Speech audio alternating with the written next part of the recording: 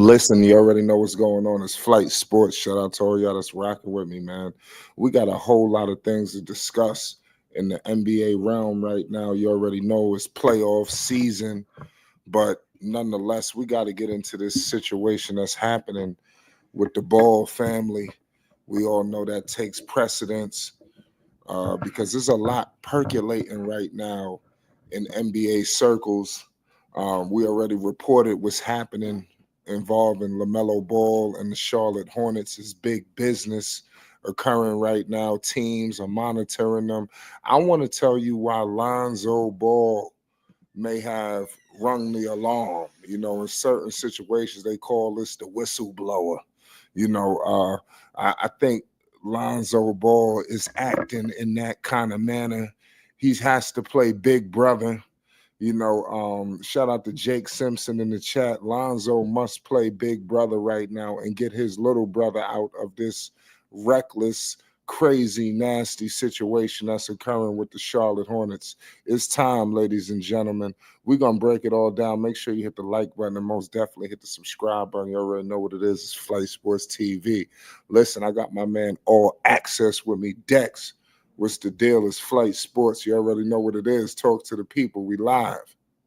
Yes, sir. Shout out to Flight Sports TV, the machine, the voice of the voiceless, the people's champ, the hottest in these streets. Shout out to the panel as it reaches its premium peak. Shout out to the chat and all of its cacophony, spewing out of the cracks and crevices of Flight Sports Block. And most definitely, big ups to everyone pulling up the Flight Sports TV. Before we proceed, Flight, and give the people what they need to do three things in order to be official and validate their presence. That is, hit that like button, hit that subscribe button, and hit that notification bell so you won't miss one iota of an exuberant experience. Flight, once these things are completed and these three steps, stages, and degrees have undergone by the participants, they can endure the super Flight Sports TV experience. And let me tell you, Flight, this experience is like none other. It's like Uh-oh. being on the highest roller coaster and coming down and Yeah, you're screaming with your hands up. that's facts. Dex, man, we got big business, man. Lonzo Ball came out and discussed LaMelo possibly moving on. You know, Dylan Harper. Uh, Lonzo got a funny way he think this draft is going to shake out. And after that occurred, right after you hearing reports now that teams want to know what's happening with Charlotte. Are they going to a full rebuild? Because if so, they were looking to, you know, liquidate some of these assets that they have, like LaMelo, like Miles, like some of these other people that might fit in other organizations. What's your thoughts on what's all happening right now and how Lonzo kind of stirred this pot up? You know, talk to the people because we haven't got your thoughts yet, Dex. Talk to us. Yes, sir, Flight. It is very exciting to hear Lonzo put out his semi prognostication in association with the draft. And Lonzo Anderson Ball is being very, very boisterous in this matter. His situation seemed to be clamped. Jello is doing what he's doing, and there's uncertainty surrounding one of the most prolific young guards in the NBA. So happened that he plays on a bottom feeder down in Charlotte, North Carolina. Now, Flight, I haven't been in the Carolinas in a minute. Mm, So I haven't been boots on the ground, but I'm right above North Carolina right. in Virginia. So I'm VA. close, but the clamor hasn't reached to the V state, to the Yeah. degree where you can ring the alarms. I think most of it is just murmur and pillow talk, but it is fascinating, like for Lonzo to speak out on it. And I'm not too sure that there's a 6 degree of separation between Lonzo and Lamelo concerning these sentiments. Um, I spoke about Lamelo exit interview because that's a telltale sign. Most people try to uh, overcast it because he said he wanted to be a part of the rebuild. But the strength of Lamelo's voice in saying that he wanted to be part of the rebuild, it wasn't as strong as a vote of confidence that I could be comfortable with. Now, you can look at it both ways. You can slice it like, well, he said yes, he wanted to be a part of it. There could be a but or a contrast if they bring in the right kind of talent. You follow what I'm saying? Right. We know LaMelo didn't follow through on why he wanted to be a part of the rebuild per se when it comes to the talent pool in the NBA. But he spoke about some of his comfortability being in the city of Charlotte and seeing everything around the city that he accepts to be comfortable and content. Now, I think Lonzo have rung the alarm and shook LaMelo. Hopefully it shook him to the core where he wakes up out of his slumber. That's what I'm gonna call it, a slumber. And realize that, dude, you're getting left behind. How many rebuilds you gonna be a part of? Because as far as I could recall, correct me if I'm wrong, that Jeff Peterson, GM, vice president, whatever hats he wears inside the organization, powerful man, powerful brother, stipulated that he wasn't trying to get Charlotte better. He said this last season, excuse me, not last season, but the season before last at the halfway break, where the trade deadline had ended and he swooped up the trade mans of Vasha Michik, the Puku. Who else did he get in that? I think the Grant Williams and the Caveman. And so happens that the Charlotte was decimated with injuries, that these new oncoming players that was inserted prematurely on the hardwood for Charlotte played well, and I think they won 4 straight games.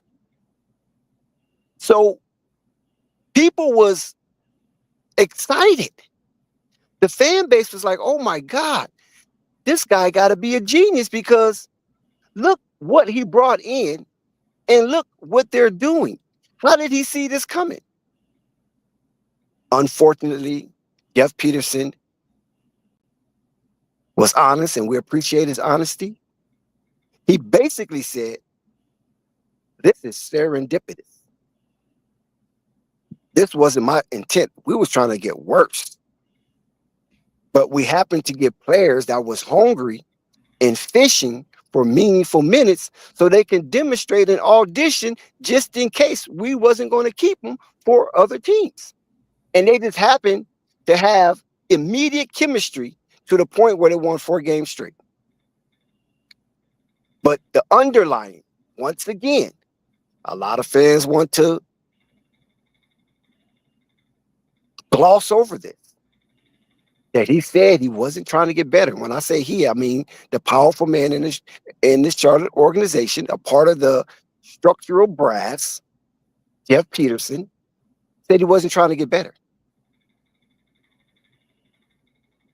So now there is a slight conundrum because when they did appear prima facie to get better at first glance, it was only smoke and mirrors. It was a facade because that talent playing at that level could not sustain itself because it was low end talent.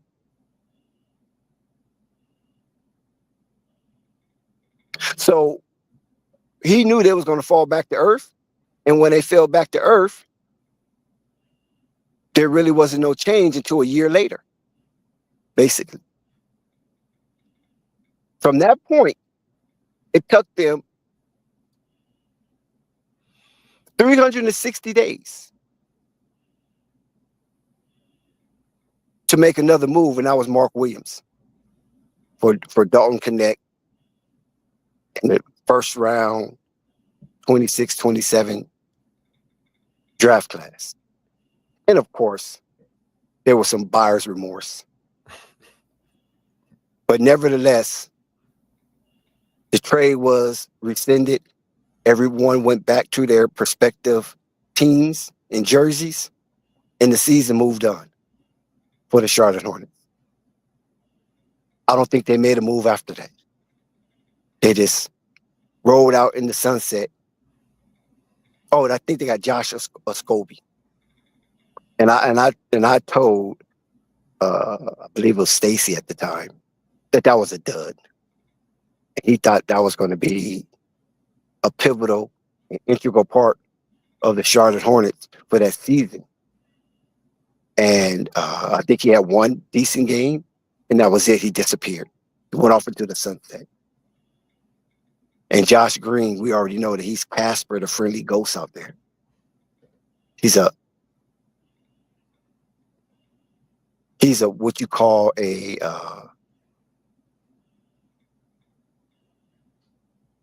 you see him, but you don't see the effects of him. So that's why I call him Casper, the friendly ghost. And when you have that kind of presence on your roster, you're not going to win very many games, despite Miles Bridges playing sensational towards the end of the season. Despite if Brandon Miller wouldn't have got injured and missed a chunk of the season, as well as Lamelo missing a chunk of the season, as well as Trey Mann missing a chunk of the season, as well as Grant Williams missing a chunk of the season, you can bring all that back, mix it up as a concoction, and pour that potion on the hardwood, and they're still not going to win that many games. That the talent is just not there. So when you look at what Lonzo Anderson Ball spoke about, you can see if that is to come true, if that prediction comes true or coming to fruition, then Lamelo will be surrounded by superior talent. That's right. He will finally be able to play with an all-star. Not no former all-star that hasn't been an all-star in 4 seasons. I'm talking about current all-star. And this is why he's lagging behind. I mean, he's severely lagging behind. Like we got to call an ace a spade a spade. Right. The Anthony Edwards, the Jalen Bronsons, They're playing for Tyrese titles. Halliburton. Yeah, the Tyrese Halliburtons and Shea, Shea Gilchrist Alexander. You LaMelo know, should be with them. He should be these are all playing in those guards. games. Flight, these are all guards. And not only are they guards, Flight, guess what the epitome of these names that I just spit out. The epitome is they are young. These are not old heads. The changing of the guards is happening right in our face, and our boy LaMelo is not impotent in this. Who would have thought that Flight 3 years ago? Who would have thought LaMelo would be absent when it comes to premier young guards in the NBA pushing forward, playing for titles? The Charlotte Hornets, like, excuse me if I'm ranting off. No, Stop me when no, you want no, to. no. You good? You good? The Charlotte Hornets should be ashamed of themselves because Yeah. they was equal to Indiana at one point. Mm. And then you can say they passed Indiana because Indiana showed their superiority the first appearance in the play-in game. But the next season, Indiana was a wash. You're right. And the Charlotte Hornets still was able to win 40 plus games, even though they got crushed to some degree by the Atlanta Hawks. But Trae Young didn't have no hell of a game. LaMelo didn't have no hell of a game. If I can recall, with my memory, I think Trae Young went eight for 27, and LaMelo went 7 for 28. But it Yeah. was the supporting cast, Flight, that propelled Atlanta over the Charlotte Hornets. Because the Atlanta Hawks and the Indiana Pacers at the time where the Charlotte Hornets met their demise at the 83rd game, they were healthy. Charlotte Hornets came in limping, and they so-called best player, named by Mitch Kupchak, Gordon Hayward, was unavailable for both contests. Gordon Hayward didn't play in 1 minute of a meaningful game for the Charlotte Hornets.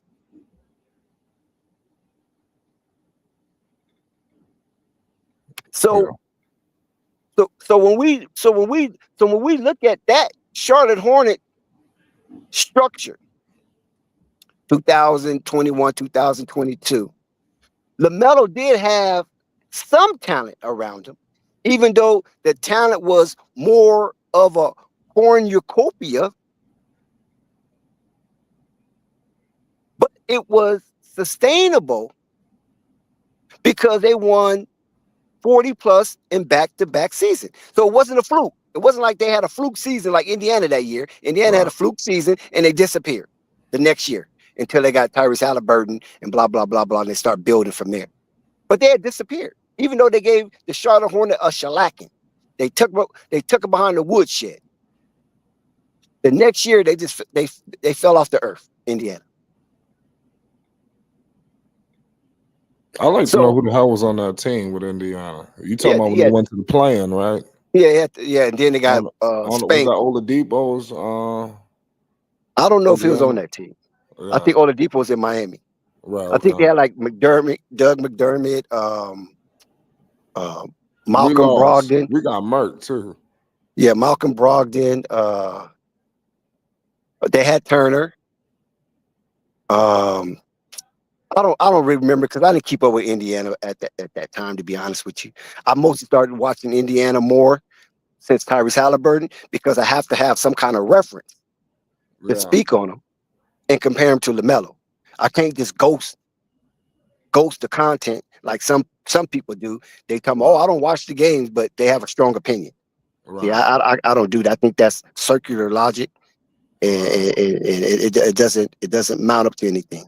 But so yeah, so Flight, when you have those kind of maturations from teams Right. season to season, and then your team, the Charlotte Hornets, become regressed. Yeah.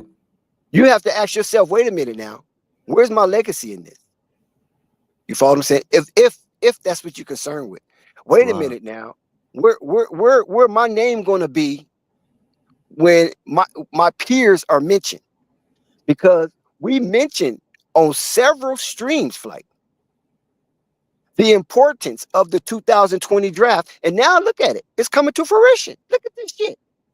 We talked about how there was 14 draftees of that class received extension, and it could be more by now. That's when I last kept up with it, and it was the most in NBA history from a single draft. So that, so you have to call that the most prolific draft in NBA history to this point, the most profitable. They had 3 players, never done before at that point. 3 players at that draft class received $260 million as a rookie extension. Never been done before at that amount. So that shows you how promising, despite some negative pundits, despite some blowhards, despite some so-called purists, despite the analysts who forecast the draft. They considered it somewhat weak because Anthony Edwards was a front runner to be number one, the rose of the draft. They thought it was weak because, hell, he was at Georgia. He didn't do much. Lamelo was overseas playing in the ABL or the NBL, excuse me. And you had James Wiseman that was in a swirl of controversy coming from Memphis that he couldn't finish the season. He couldn't finish a college season. So instead of him 1 and done, he was like 10 and done. You know what I'm saying? And then you had Tyrese Halliburton and Obi Toppin, one of the older statesmen of the draft. And it was like, well, they're a little older, and we don't know how they will fare in this draft. And look at them, Obi Toppin and Tyrese Halliburton. Yeah. Obi, like I said, it's crazy. We got a new guy in the chat on the panel. What's your name? I'm not. Call Where me you calling Dave. from? You can hear me? Yeah. What's the deal? Where you calling from today, bro? I'm from Virginia, Virginia. Hey, man, shout out to VA, man. 2 up, 2 down. What's the deal, man? Shout out Hopewell, Virginia. What's the deal? I'm from more so the Richmond area, Oh where well, shout out to the best Richmond, man. basketball. Listen. I went to Hopewell High School. I Oh did a year wow, at really? Hopewell High School. Shout out to the Yeah. whole Prince George area. You already Oh, I know. ain't know you from there. Okay, 804, that's 2 cool. up, That's 2 cool, man. down. Stop playing with me, man. What's You the know it, deal? man. You know it. Yeah, Huh? man. You know it. You know it. Absolutely. Yeah, Yeah. yeah. Where the best basketball be at? Yo, I ain't gonna lie, man. I had some hellacious games in VA. Yo, that's the first time I seen niggas talk a lot of shit. There's a lot of Oh shit yeah, talking going on them courts. So yeah, you got man. to be ready to play when you Man, got people talking crazy. man, But go ahead. you know it, man. Hey, man, down here, man, we play defense. We get jiggy with that ball, man. You better know how to play some Pause. defense. We Now, lock you down down here, man. what's the deal, man? We got my man All Access. He was cooking. What's your thoughts on the situation going on with the Charlotte Hornets, man? Yeah, man. Like I stated and said before, like I said, I think they should more so enforce more so a training and health exercise because you know how every team more so they're very equipped with training, right? And more so just physical therapy, and they have the physicians and trainers to more so help the players with health overall, right? You know what I mean? And that's the one thing I see that I think more so Lonzo needs help with, and this team building.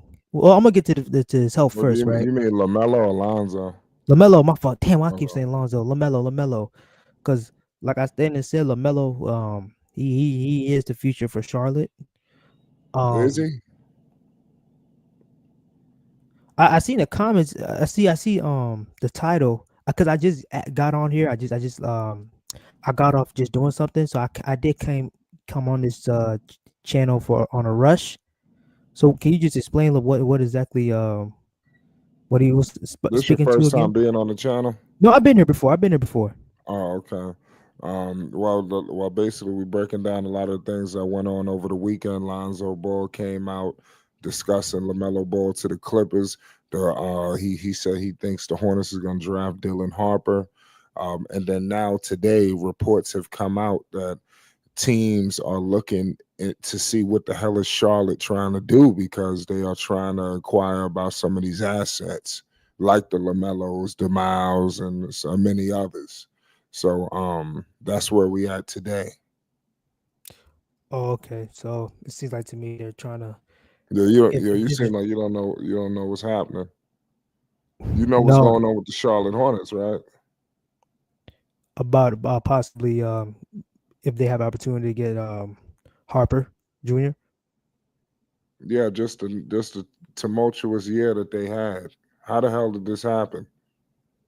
More so due because of injuries. More so due also You got a case switching there. of I gameplay. mean, that could be the underlying issue for Charlotte, these injuries, because they've just stockpiled. Um, I don't know what they've been doing. I forget what team just fired the whole staff, medical. Didn't the team just fire the whole medical staff? I'm trying to think what team that was. I got to look into it. It was just somebody help me out in the chat. Was it Denver? Recent, huh? Was it Denver? I don't know. I don't know if it was Denver, but some team just revamped their whole medical situation. So maybe that could be a case. I don't know what happened with LaMelo. They put some ankle braces on him, and it's not just Melo. You see what's going on with Brandon. Brandon Miller. Yeah, so I mean injuries is good. That's another issue going on with Charlotte. So not only you underperforming, but you got injuries going on. So I hear you say they believe LaMelo is the future. You want him to be the future of the franchise. But how are they treating the future of the franchise? Because Indiana went and got Pascal Siakam, from Nice. Indiana. I mean, from Toronto. You see what went on with Minnesota. Yeah. They have veteran leadership around Anthony Edwards. Then they moved Cat out when Edwards was ready to take the whole reins of the organization. Yes. So I just feel like no excuses. LaMelo still got he did a lot individually. He Yes. should have made the All-Star team this year. Come on, we all know that. His numbers prove that. Um, but this team clearly is just dragging him the hell down. Absolutely. And if he's truly the future, why not put a piece around him? At this point, figure out how you can see if you can get Bradley Beal to waive the no trade clause. I'm hearing the Hornets might be a facilitator in the Giannis deal. They need to be bringing something back, Agree. because this is getting horrendous. Why haven't they paired a bona fide all-star with LaMelo Ball? Entirely agree. Like I said, if they stick with Lamelo and they don't trade to possibly trade him out to get Ron Harper in the draft or just do a complete rebuild or anything like that. What I I think will say is this: they're not going to trade. They're not going to. I don't see that happening because Spurs got their oh, guys. But what I will tell you is this: they're not going to trade Lamelo Ball for Harper. What will happen would be is, let's say San Antonio, they don't take the guard. Where if they move in a different direction because they really don't need a point guard. Why the hell is San Antonio drafting a point guard other than trying to move it for Giannis? yeah, yeah, They yeah, locked up at the guard position. absolutely. Um, but I would so I would that's defend why the Lonzo foreseen something like this happening, where Mhm. Harper was there for the Hornets at 4. Yeah. And if that's the case, all hell is gonna break loose in Charlotte if they draft a 6'4" point guard. You Mhm. understand? Because it's not like you can slide him over. This is gonna be a mess. Yeah. So Yeah. I believe the writing is on the wall for Charlotte, for LaMelo, because every time you see these interviews, even his exit interview, they flirted around people, him leaving, and or when the media start doing stuff like that, it's showtime. You Yeah. know, Like I was saying, if they're gonna stick, if so, right? Because within this season, rumors and speculations that Jan's gonna go to the Western Conference, right? If possible, if he goes to the Western Conference, and if he does, and or more so than anything, that also Boston Celtics, they may break up the team and they may trade around, they may trade Jalen Brown, who knows? And Jason Tatum is out. So there's two teams possibly that could possibly be in the Eastern Conference that possibly will not be in the playoff or play in or possibly even a top 10 team within the NBA, right? So with this upcoming year in 2025, 2026, the East is going to be so open you won't even believe it. You're going to be seeing all stars who are not even supposed to be all stars there. So with this upcoming season, I can there has to be a lot of expectations for Charlotte this year. There can be absolute no excuses. This team at best has to be a top, at least at best, at least a sixth or seventh or eighth seed, or even higher. 'Cause that's how easy the East going to be. What teams do you really have that's really going to be up there? Detroit, um, Indiana, Knicks, Cleveland, and that's it. Well, like I said, man, I'm tired of going through that, man. We went through that this year. I tell you what, if they trot out the same bullshit roster, you're gonna get the same bullshit results, no matter what the Eastern Conference looks like. And you got to stop worrying about it, what everybody else is doing, because all of those teams you just named, I'm pretty sure they're gonna improve their roster, in some form or fashion. Can the same be said for the Charlotte Hornets? Oh yeah, I'm saying that too. I I'm saying rest that my too. case. There is no guarantee that the Hornets will improve their roster headed into next year. Shout out to Jake Simpson. I'm going to get into Dex for a second. Hold on, Dex. What's your thoughts on the Hornets possibly making a move to build around Lamelo Ball, a Zion, some other pieces that may be out there, or do you think it's just inevitable that he's just going to be moved? What if do you think the Hornets should make a last gasp effort to bring in a bona fide all-star next to LaMelo Ball? Well, Absolutely. Oh, my fault. Go ahead. well, common sense tells us that's what should be done, because when we look over the NBA landscape, we have seen teams that have propelled themselves into the playoff scenario, like a Detroit. We've seen teams like a Orlando. We've seen teams like a Cleveland, how surprising they was this season. And we remember how dreadful the Cleveland Cavaliers was. And, they did some good drafting and they did some good maneuvering. And look, they had the best record in the East, but they in Cancun just like Boston. Uh, Nevertheless, Flight, to be honest, I don't see no end to this fallacy down in Charlotte. I believe Michael Jordan have set a blueprint for the Charlotte Hornets to be able to be profitable, but not winning. And instead of Michael Jordan blueprint selling dope, that blueprint sells hope. And hope is worse than selling dope, because once you get addicted to hope, it ain't no coming back. It's worse than crack. This this gyroscope that Rick Snall and Gabe Plunkton have given uncharted rope to Jeff Peterson seems like it's directing the Charlotte Hornets fan base down a meandering road. I mean, so topsy-turvy, so many turns and tight curves. It almost seemed they have placed the Charlotte Hornets fan base in a labyrinth. And this unique maze has become mesmerizing. And this is why I believe Lonzo Anderson Ball have spoke and shook his younger brother to allow his eyes to be open more so than his comfortability, and to consider possibly relocating, because this turns my stomach flight. Like you said, we keep going down this road, man. And every year, Charlotte's in the draft looking for the next best thing. Why you don't look for the next best thing in trade and free agency? So you saying that no matter who you trade for, they're gonna do a Reggie Jackson? No matter who you trade for, they're gonna do a Kyle Lowry? No, not everybody gonna do that. Those dudes understand they in their dog years and they just trying to be closer to home because they get ready to be extricated out of the NBA.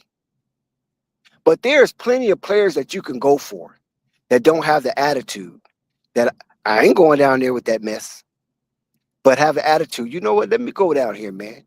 Because these people got money. Everybody don't have the bag in Charlotte. It's only one person got the bag, and that's Lamelo. Miles Bridges ain't got no bag in Charlotte. That's a friendly contract. Right. LaMelo's the only one that's getting paid. So when they bring up the Josh Greens and all these little $15 million contracts, come on, man, that's chump change in the NBA, man. They got money.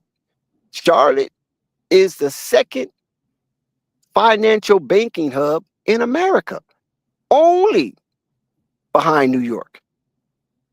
So don't tell me they can't fancy up some money. And we're sick and tired of watching Charlotte with LaMelo in uniform regurgitate this hope bullshit. Hope what? Hope I pay my bill. Hope I can pay my car note. Hope I can pay my rent. What the fuck hope gonna do?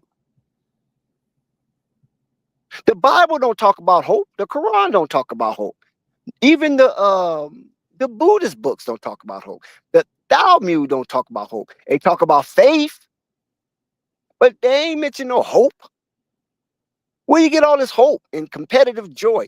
Don't you tell your 5-year-old son that flight, hey son, I know you're not that good, but go have some competitive joy. You don't tell that to no grown men that got a plate to eat. Competitive joy? What the hell is that? They don't even talk that language in AAU. If you got somebody coaching at AAU and they talk about competitive joy, you out. Unless they're paying you buku bucks. Competitive joy? What is that? That's something I tell my little nephew who barely know how to dribble. Don't get caught up in the game. Just learn how to play and just have fun being competitive. That's loser talk to men, not to kids. That's developmental talk to kids. But to men, that's loser talk. You don't tell grown men to have no competitive joy. What kind of, this ain't no rainbow coalition. No, you go out there, you be a dog, and you take off heads like a hungry wolf. Competitive joy? Are you serious, Flight? Right. They Please bullshit. subscribe to Flight Sports TV, hit the like button, and leave a comment. You know, at the end of the day, the Hornets ain't really trying to, compete, and it's evident. Well, Dex, what if we'll do roll in the draft and the Hornets draft a 6'4" point guard? What the hell is going to be the state of LaMelo Ball and the Charlotte Hornets? Listen, if they draft another guard, as congested as the traffic is at that guard position, the Charlotte fan base. I mean, why LaMelo's still on the team? Now, if they trade LaMelo, it's different. But while LaMelo's still on the team, they draft a guard. Charlotte Hornets season ticket holder should call for their money back. Right. Because that ain't what they need. Now, they can enhance themselves by picking up a guard that's already seasoned, not bland, not learning how to adapt, matriculate, and acclimate into an NBA organization. No. If they're going to get a guard, they got to get a guard that's already been bouncing that ball for a few years. What I suggest, if I put on my GM hat, is that they off that pick. They try to get a king's ransom if Bailey is available. Now, Edgecombe, I don't know. I don't know either, Dex, because I'm hearing that he can't really. He's not the best shooter, So I don't think he's gonna be the best shooter for us, man. I'm sure. I don't know. Maybe he's gonna be a guy attacking the basket. I don't know, man. But I'm hearing he the best available. But go ahead. Yeah. So they screwed up last draft, right? That's it. They screwed up the 21 draft too, Dex. Oh With well, James like Booknight, we JT don't want to go Thor's, that Kai far back. Jones. Exactly. We don't want to That go was that just far a back. wasted year. Yeah, we don't want to go that far back. That was horrendous. We still paying Because for it. and listen, let me tell you, I'm glad that you know what. I'm gonna go on a tangent real quick. Go ahead, please.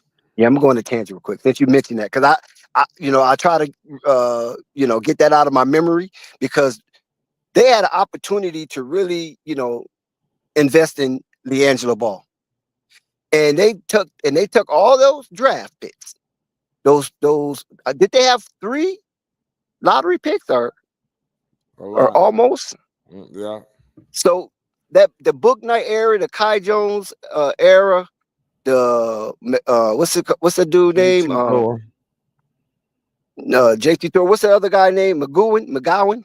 Yeah, Bryce McGowan's. Bryce McGowan. They These are had the an people who they was pushing. yeah, they had an opportunity to really allow LiAngelo to heal because what a lot of people don't know is that when LiAngelo came, it was a rush job. They called him in. He was already injured. And, Lamelo knew that it was going to be a tough task for LiAngelo to really showcase his skill with that bum ankle. You follow what I'm saying? He injured it in the off season. That's something that we didn't really discuss here. We knew it, but we didn't discuss it because that wasn't supposed to be discussed at the time. But now LiAngelo found a whole nother field to floss in. But yeah, LaMelo knew it was going to be a difficult task, and they didn't give LaMelo the assurity that don't worry about this. We're gonna try to insert your brother and get him really going. I know he was in the G League and we overlooked him. We try to sell tickets with him, but we're going to try to get your brother here, and let's see what happens. They did him So dirty, Dax. yeah, they did him dirty, and maybe this is the curse because you favored the Martin twins, right? One got drafted and one didn't get drafted. So here you got the Ball brothers.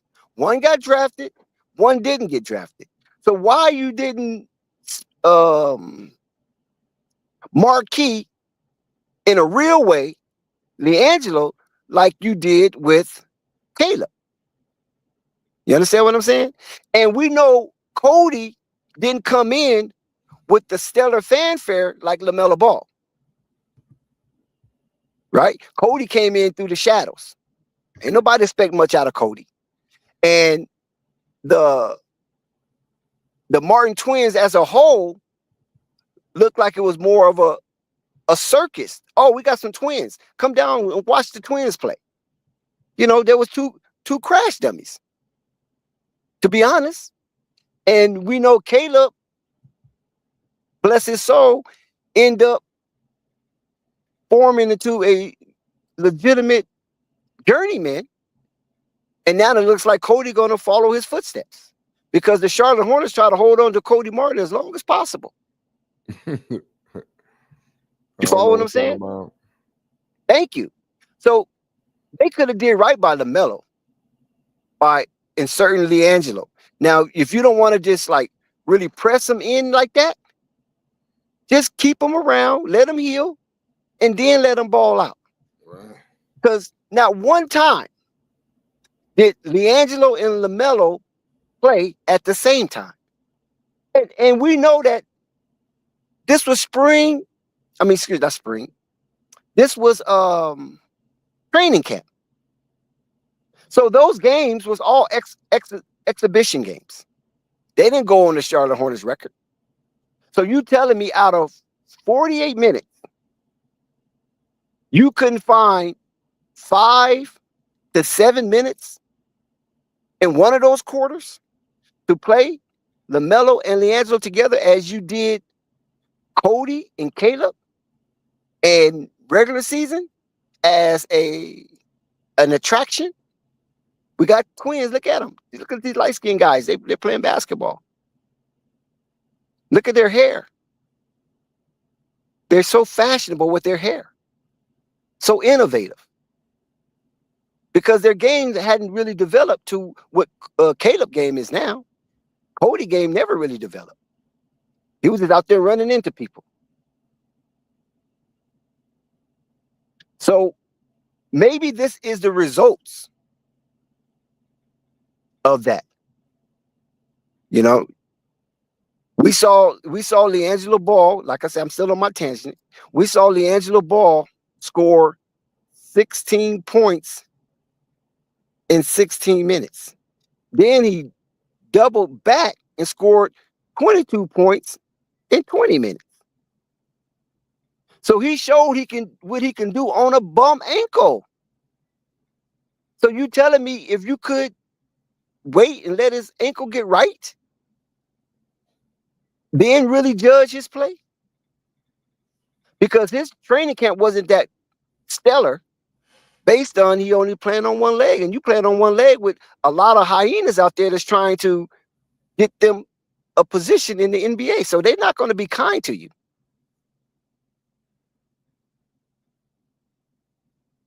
So I don't think he really had a fair shake. And, you know, some people say, well, he got more than he deserved because he wasn't supposed to be there anyway. Right. Well, says who? Right? Says who? If you can hoop, you can walk on to any NBA team. If you can hoop and they accept you. So it ain't no, you have to go through the draft. You have to go through the G League. That's not true. You can get an invite. And that's what LiAngelo received. Invites after invite. But at the same time, it was monkey business. It was. I ain't gonna. Dick, he's speaking facts. Like everything you said tonight, so you got on, you're speaking facts. Shout out Van Diver. What's up, man? How you doing? Appreciate you. Yeah, I ain't gonna cut you off, Dick. You can keep on going. You keep on going. I feel you, Stacy. But it's all good. But Stacy, you can go ahead and wrap it. Wrap on this. And I'm gonna let you breathe because I want to see if you still feel that there is a pathway for the Charlotte Hornets to get Zion Williamson. No. Yeah, it's not just. Go ahead. What you about to say? Flight? Or you want to hear? No, go ahead. That's a good topic. Go ahead. Okay, so it's not just a pathway to get Zion. It was a pathway to even get Jaylen Brown because Boston's money situation. Jaylen, when Tatum went down, that went out the door. You know what I mean? They might just move Porzingis now, and they might just move Drew Holiday if they can move Drew Holiday because Drew Holiday 32 and everything, but he's still one of the best defensive guards in the league and everything. So there's still some value to him. They'll be making 32 or 33 next year or something like that at the age of 32 or 33. Yeah, it wasn't just Zion. Zion just fits us. Like that's so possible. You know what I mean? Because the fact that he's from South Carolina, he's he's from South Carolina, went to Duke, and it's just his background. He would come before Giannis would, and before Jaylen Brown would. We're actually losing the trade to get Jaylen Brown. But yeah, Zion, his value is so low in New Orleans right now. And I know y'all heard about the mandate that was given to Joe Dumars that it's either Willie Green or Zion. Yo, what? They chose Willie. Willie's still there. He's the worst coach ever. He's a horrible coach. And I think you kind of came around to it, Dick, when we was on shout out to T. Barton, BTW. But when we was on that, you came around to it's time to go ahead and get that superstar. Am I right? Were you coming around to it, thinking it for yourself? Well, I was accepting it more so than anything, but I still I'm very skeptical on Zion coming to Charlotte Hornets. I'm still skeptical, but I'm not a disbeliever. It's because of how Charlotte moves. Because how the way Charlotte moved in the past and everything. Yeah. Yes. Because Zion already been through some ups and downs inside messy organization. So I don't know if he want to, tour that duty again. I think Zion, by him representing the New Orleans Pelicans at the draft, I think he's going to be a serious act this upcoming season. That was a game being played too. That's saying Zion only played 30 games last year. David Griffin played them games with him all season, had him on a minutes restriction, suspended him for 2 months. He was not injured. He suspended him for his weight, dropped his weight clause. So Zion didn't make all his money last year. Zion was supposed to make $36 million last year. He didn't make that. He didn't play 60 games. That was all them games that was getting played with Zion. So what that was is Joe Dumars was playing damage control. I don't have value on Zion right now. Plus on this draft. That's what Joe Dumars came in and said. Basically looked at it and said, I'm being skeptical. I'm assuming that the reason why Zion was the one up there is because I want to boost his value and make me at least get something out of what David Griffin set up to be nothing. When I sit here and tell you the Pelicans cap space and their cap table is so bad, first thing they gotta have to do is trade Zion. And the fact that they fell from 4 to 7, that's so bad for them. That's the first thing they have to do is trade Zion. The second thing is they're gonna have to cut CJ McCollum because nobody's gonna trade for CJ McCollum. Nobody wants CJ McCollum. Not on a 33 whatever. All the threes in his contract. Nobody wants that. I got a question for you there, Van Diver. So do you think that the Charlotte Hornets are going to be able to actually pull a deal off for Zion? And if not Zion, what about bringing in another bona fide all-star next to LaMelo Ball? The Charlotte, yes, I do think that it's possible. Charlotte Hornets can pull off. They have more trade assets than any team in the whole NBA. Well, I don't know about Oklahoma City. Oklahoma City, the thing is with those picks that Oklahoma City got, a lot of those picks aren't, Oklahoma City got a lot of trade assets, but a lot of those picks aren't just given to them. They're swaps with everybody else. You know what I mean? They're getting the worst of some of these moves. And then also those are the Clippers. They made the playoffs. Those are who else? Who they traded with? The Jazz. Where the swap with the Jazz was the Jazz actually got their pick. So long story short is, and then the thing with the Oklahoma City is the more years go on, they're gonna have to pay Jalen Williams. They're gonna have to pay the skinny guy, Hunger. They're gonna have to pay Chet Hunger eventually. You know what I mean? So they would have to either move Casey Wallace, they would have to move Isaiah Joe or Wiggins or something like that just to keep this roster together. They're getting so good, they're gonna have to pay these guys in due time. So as of right now, the Charlotte Hornets have the most trade assets. And my thing is too, I learned how nigga this fan base is, the support base of Charlotte Hornets is recently. I'm talking about to the point where it hurt me how bad I learned how bad the support system is. Melo got to do this. Melo got to do that. Go ahead, draft the player. There's no reason for the Hornets to draft. How does any guy in that top 5, top 6, top 10 help out LaMelo Ball this season? Any of them. I'm talking about any of them guys. And when you look at Cooper Flagg, first of all, you ain't got a chance to get Cooper Flagg. Look at Harper. You don't have a chance to get Harper. Let's go with VJ Escombe. VJ Escombe is just like a Kobe. And then we got Trey Mann. And you Wait a minute. What did you just say? I said there's no player in that top 5. You said VJ Edgecombe is like Kobe? A Kogi. Oh. Not the Kogi. Okay. Very explosive defensive guy. I want the Hornets to get Ace Bailey, but something tells me he's not going to be off the board by the time we get him. There's a lot of people that want. I'm hoping for a miracle. Let's see what happens. There's a lot of people that want Ace. It, Well, I mean, it, listen, he just fit. He's like Brandon Miller. I mean, he's just yeah, like you another never. B.I. Brandon Miller, in my opinion. Maybe he could be better. Who knows? I ain't gonna say that, but I mean, he potentially. You have a guy who could put the ball in the fucking hole. And I think that's what the Charlotte Hornets need to get. You need to get a bunch of bucket getters. Of course, you want to get the two-way guys. Well, you need to get guys that could get buckets right now, man. So, You know, so Flight, you yeah. you vouch for the Charlotte Hornets to actually draft a pick Well, or listen, to trade it?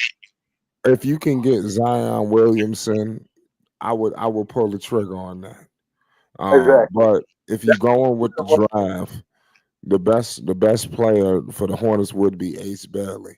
But something tells me they're not going to get him, and they're going to get somebody else that they really don't need, or not really going to like, or may not be the best fit.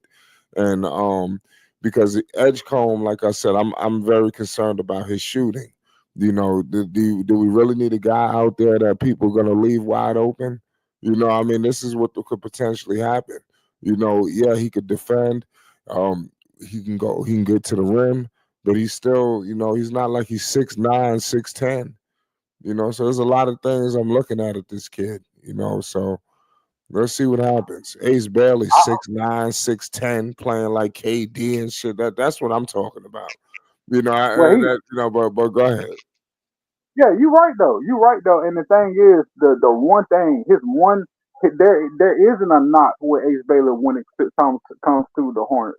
I If hope there I isn't, hope he don't go to the Philly workout. We got to hope on the miracle. He avoid Philly. So hold on, it's things about we could work it out. Go ahead. I'll be shocked if Philly don't take him. Well, I'll be he's shocked. comfortable. He's comfortable with Miller. Him and Miller met at a camp a couple years ago. Let's just hope that he don't go to the Philadelphia workout. These things There could is happen. there isn't a knock when it comes down to Ace Baylor. The only thing that people can say Shots, about Ace like, Baylor is the only thing people when we talk about fitting for the Hornets. The only thing that people can say that about him not going to the Hornets is he's so much like Brandon Miller. You're getting two Brandon Millers or whatever. You know what I mean? That's the only thing people can say. Other than that, he's something like, let's be real, like rookies on this team can't have a bad shot selection. They can. Like just fire him up. You just saw T. John Salon fire him up all season last year. He just fired him up. And get away, it was cool. Go ahead, shoot him up.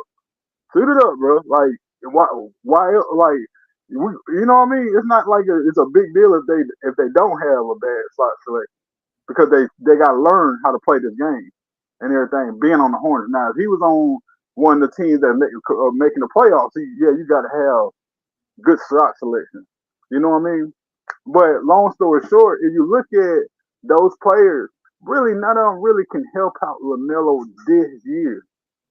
When we talking about BJ Cone is so much like a Kobe, so much like Trey Mann, just a bigger body than Trey Mann and stuff like that. You're really gonna be splitting time with a Kobe and Trey Mann. You'll have three players in that position. Plus, he still got Nick Smith Jr. You know what I mean? That's no point of doing this. It's time to go big. It's time to go big. Make a trade. Trade. You probably can flip that fourth pick with whatever somebody else got. You still can draft in the first round. Just swap it. They can have the fourth. We can have whatever they get on. Especially like New Orleans. They can have the fourth. We can have the seventh.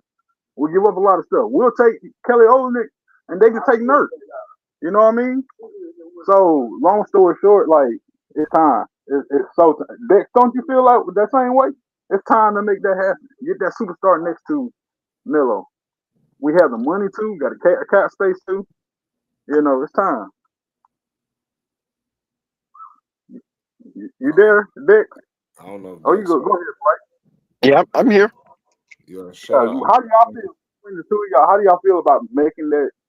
Because we do have the cap space and we do have the draft capital. We got the trade capital to do it. I'll tell you one Listen, thing before you get my I'll tell you one thing before I let it go. Transition buckets. We were the last team in the league in transition buckets. We could not awful, score off the disgusting. transition. Guess who the best transition bucket players are? Giannis, Jalen Brown, Zion. You know what I mean? The guys that are available, it's the year to do it. That's the last thing I'm gonna say about it. Go ahead, Dave. Yeah, I mean, you get my vote. Not even by proxy, but in person. If the Charlotte Hornets is willing to go all in behind Lamelo Ball, because I think Lamelo Ball is really that dude, and the way that his dad raised him, he raised him to always defy the odds. And if the Charlotte Hornets was to push their poker chips into the middle and go all in, you're going to get a lot of backlash from the media, because you've seen how they did with the All-Star voting. But at the same time, LaMelo's going to go all out, not to prove them wrong, but to prove him right. And this is why when you have a player of that mindset, you got to go in. You got to let them know, hey, man, we got your back, fool. Do your thing out there, man. Dance on that hardwood. And the Charlotte Hornets just been very hesitant or even stagnated when it came to showing full confidence and support in LaMelo Ball being their guy. Listen, we're gonna find out if LaMelo Ball is that guy, because they keep talking this shit. Why didn't they move LaMelo in the deal to team him up with Giannis? Not Giannis, I mean Wemby. Pardon me. I think that that was kind of crazy. Maybe they didn't like the return. It looked like San Antonio was reluctant on Stephon Castle. Clearly, they was able to pull the trigger on Fox without giving him up. I don't think they're going to be so, it's going to go so smoothly in the Giannis deal. I think he's going to have to be included in that. Unfortunately, you pairing Wemby and Fox, right? You can't keep every fucking body. So if I'm Milwaukee, I'm going after all them people if you were to get to that point. But what I will say is LaMelo Ball, that would have been a good look up in San Antonio. Something must be brewing. They didn't move him. What the fuck are you holding on to him for? Are they looking to get a haul? I'm hearing from reports that his trade value might not even be as high as people may think. This is coming from critics and people outside of people that rock with LaMelo. They saying that they might get this dude for maybe a first round pick or something and some chump change. I don't. It ain't gonna be no crazy haul like Mikal Bridges. That's what I'm hearing. Okay. Let me holler at you about that. All right, bro. Tell me your thoughts. I would like a haul. I mean, but if LaMelo's leaving the Hornets, I don't give a damn what the hell they get in return. I just want hopefully LaMelo to go to the team because I'm not a Hornets fan. You understand? I want to. Yeah, I'm not running around masquerading like I'm a Hornets fan. I rock with LaMelo Ball. I'm a Knicks fan. So if LaMelo was to move to let's say the Clippers, I'm gonna be fucking with the Clippers. You understand? So that's just me, and I'm gonna leave the Charlotte Hornets behind. Unfortunately. But I'm rocking with them until then. It is what it is. I wish them nothing but the best. But they got to get it together, and I want LaMelo Ball in a competitive environment. If it's Charlotte, so be it. But as of right now, the Hornets have proven that these guys are bullshitting. You understand? They're not serious, and I want LaMelo Ball to push the line on the Charlotte Hornets. You understand? Because we all in this bubble of LaMelo. We love him. He could do no wrong, or some of us, but outside that bubble, people look at LaMelo like he don't give a fuck about basketball. He out for fashion. Oh man, this man is doing this, and that. He trying to ride bikes and go karts, and he trying to sell shoes, and this is what critics are saying. You understand? So we could ignore the shit, or we could embrace what the hell is going on. And how does this feel where critics are saying this and you go to the podium, LaMelo is not really having urgency to leave, or, hey, man, I'm hanging out. I don't mind trying to build. What the hell is being built? I could see if every year we were taking steps, then okay, yeah, let's see this thing through. I don't think there's nothing to see through. We already seen it. And another young player coming in is not going to fix anything. It's just going to slow shit down. And I'm just going to go on a tangent, like Dex was saying.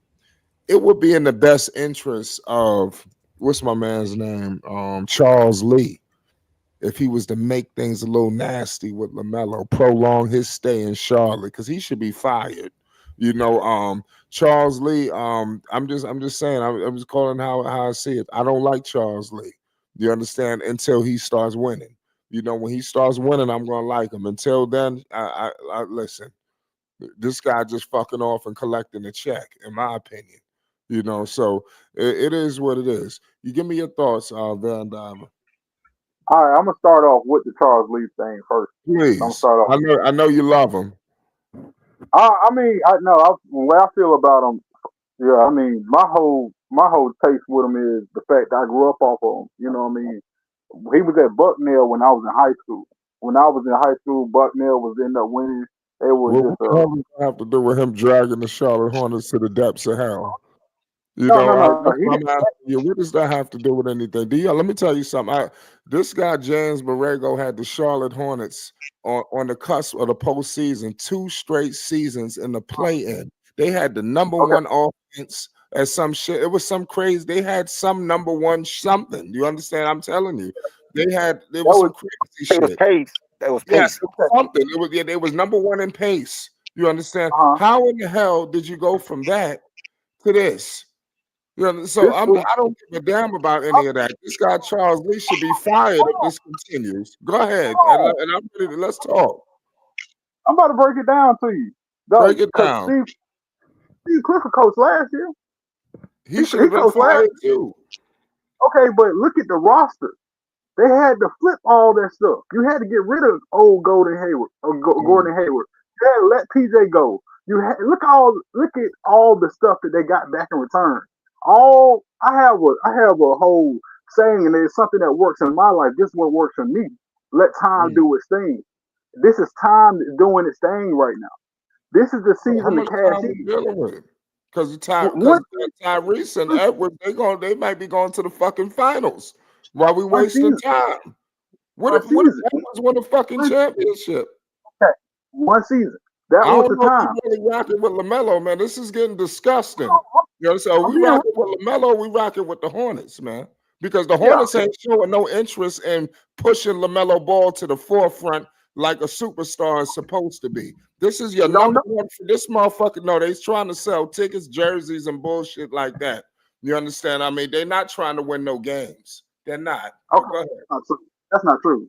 But let's be honest with you, because if you look back, last offseason, who was available in the offseason?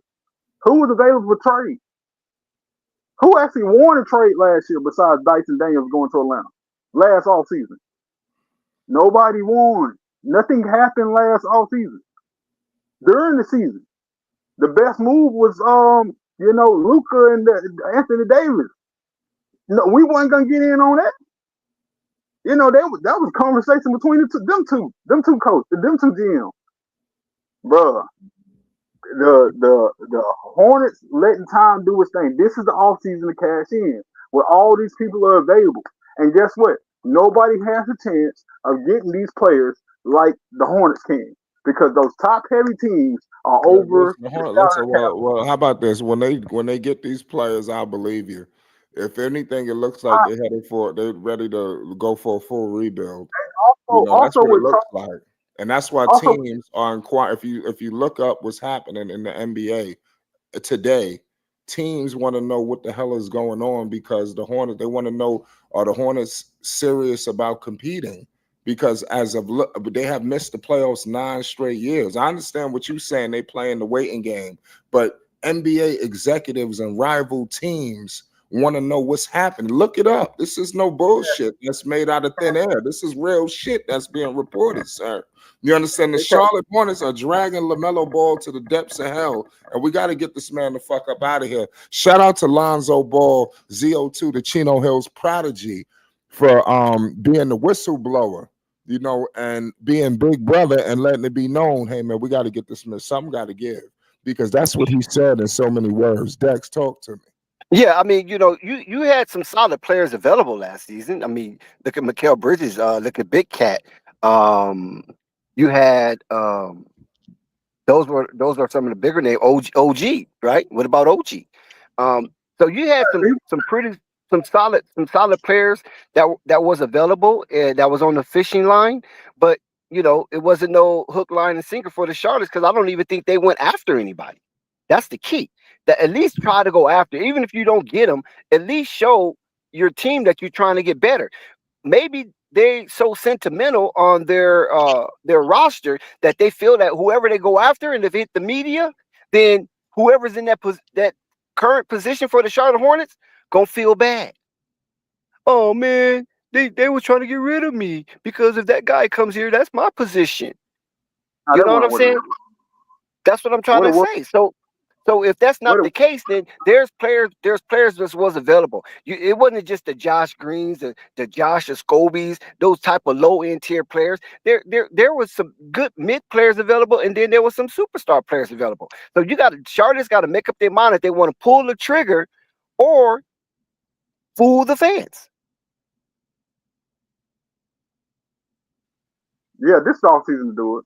This off season to do it. Let Tom do his thing about that. If they don't do it this off season, everybody can say, yeah, Lamelo got to get the heck up out of there. This is time to do it. Honestly, that's simply what it is. About even with the whole, we go to the Knicks situation. Charlotte didn't have the assets to get Cat. Two big players got moved just to get Cat. You know what I mean? Like that wasn't something that Charlotte could have did. It's not something Charlotte could have did. But Miles Bridges. Stacy, we're not saying that the Charlotte's going to win the sweepstakes. But man, get a raffle ticket. You know what I'm Well, the saying? thing is, at the time when we talking about making a trade to get Miles Bridges, do you remember how much the Knicks gave up to get Miles? I think it's 3 first rounders. The Nets got Mikal Bridges. my Mikhail. I'm sorry, Mikhail. Yeah, I think it's 3 first rounders. The Knicks ain't gonna be drafting in the draft for a couple of years after this year or Well, whatever. if it Like, won the championship, who the hell cares? who cares? But the thing is, Charlotte wasn't in that situation like that. They're not a champ. They are not a championship roster right now. This is the year to cash in when everybody's then put themselves in a situation where they're gonna start getting penalized for being over the first apron, second apron, and all that stuff. This and they got to give up players. You're gonna get players that are gonna be better for lesser value this offseason. They all made available at this point. You know what I mean? So this is the year to cash in. I think Jeff Peterson will cash in, and there's no point in having the fourth pick. Flip that pick with somebody else and go ahead get the players that go with Melo. If it don't happen this season, and with speaking of Charles Lee, look who he was coaching last year. Look who he had last year. That is no that you can't even grade that off the fact that we have seen teams where like guys like Mark. Hold on, hear me out. Hear me out. Guys like Mark Jackson turned Golden State Warriors around, and they gave the job to Steve Kerr. We just watched JB Bickerstaff turned the Cavs around, and they gave the job to old boy from the Knicks. He No, couldn't they even get gave it it to done. Kenny Atkinson. There you go, man. Kenny Atkinson, yeah, he's from the Knicks though. Yeah, he couldn't get it done. So let's be real about that, man. I don't play about that. Like they'll The, just o- beat up. I give a Black American coach a little bit of leeway, bro.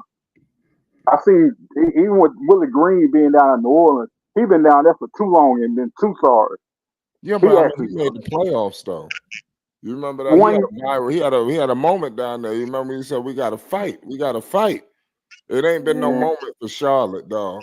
So I mean, we yeah, gotta give Willie some grace. but You understand? no, Willie went to the playoffs nope. in the I West. just want to. I just want to ask this question. I want to propose this question to Stacy. Who had a better record, Steve Clifford or Charles Lee? Sure. Oh, Charles Lee took him to the depths. No, no, you can't value. Like, No, you I'm just can't asking the really. question. It's not a I got you moment. I'm just asking who had a better record. You got to understand, Steve Clifford had veterans. Them guys been Yeah, on the team for. but there was injury riddle. I mean, everybody was hurt that season with Steve Clifford too. Now, Yeah, but even he the had veterans. veterans. Yeah, they was hurt. But who had a better record? Did Steve Clifford have a better record? Steve Clifford did, bro. Oh, Yeah, okay. they should have never fired James Borrego. Let me tell you something. They brought the. Yo, hold on, wait a minute. They fired Clifford, brought him back. They listen. Bring back Borrego, man. He was the only But that one was who had this but shit. Flight, that was circumstantial though. So No, you but can't. no, it was You, some critics. I don't believe LaMelo Ball disliked him like that. I think they fell into that bullshit. Borrego was the best coach they had. You know, you see what these idiots they brought in here. You well, know, they this tried to guy, get Kenny Atkinson. They tried. you know, man, I'm I happy mean, they you know, ain't he his man. reneged. You know what I'm saying? He reneged. So Yeah, they, Steve he Clifford, been you better know, than these fools. he did him a solid. So it was last minute thing. Mitch Kupchak put him up in the house, and that's we got the season before last. Yeah, because Because it was a debacle with Kenny Atkinson based on the media reports that Michael Jordan wanted to keep the staff and just Kenny Atkinson come.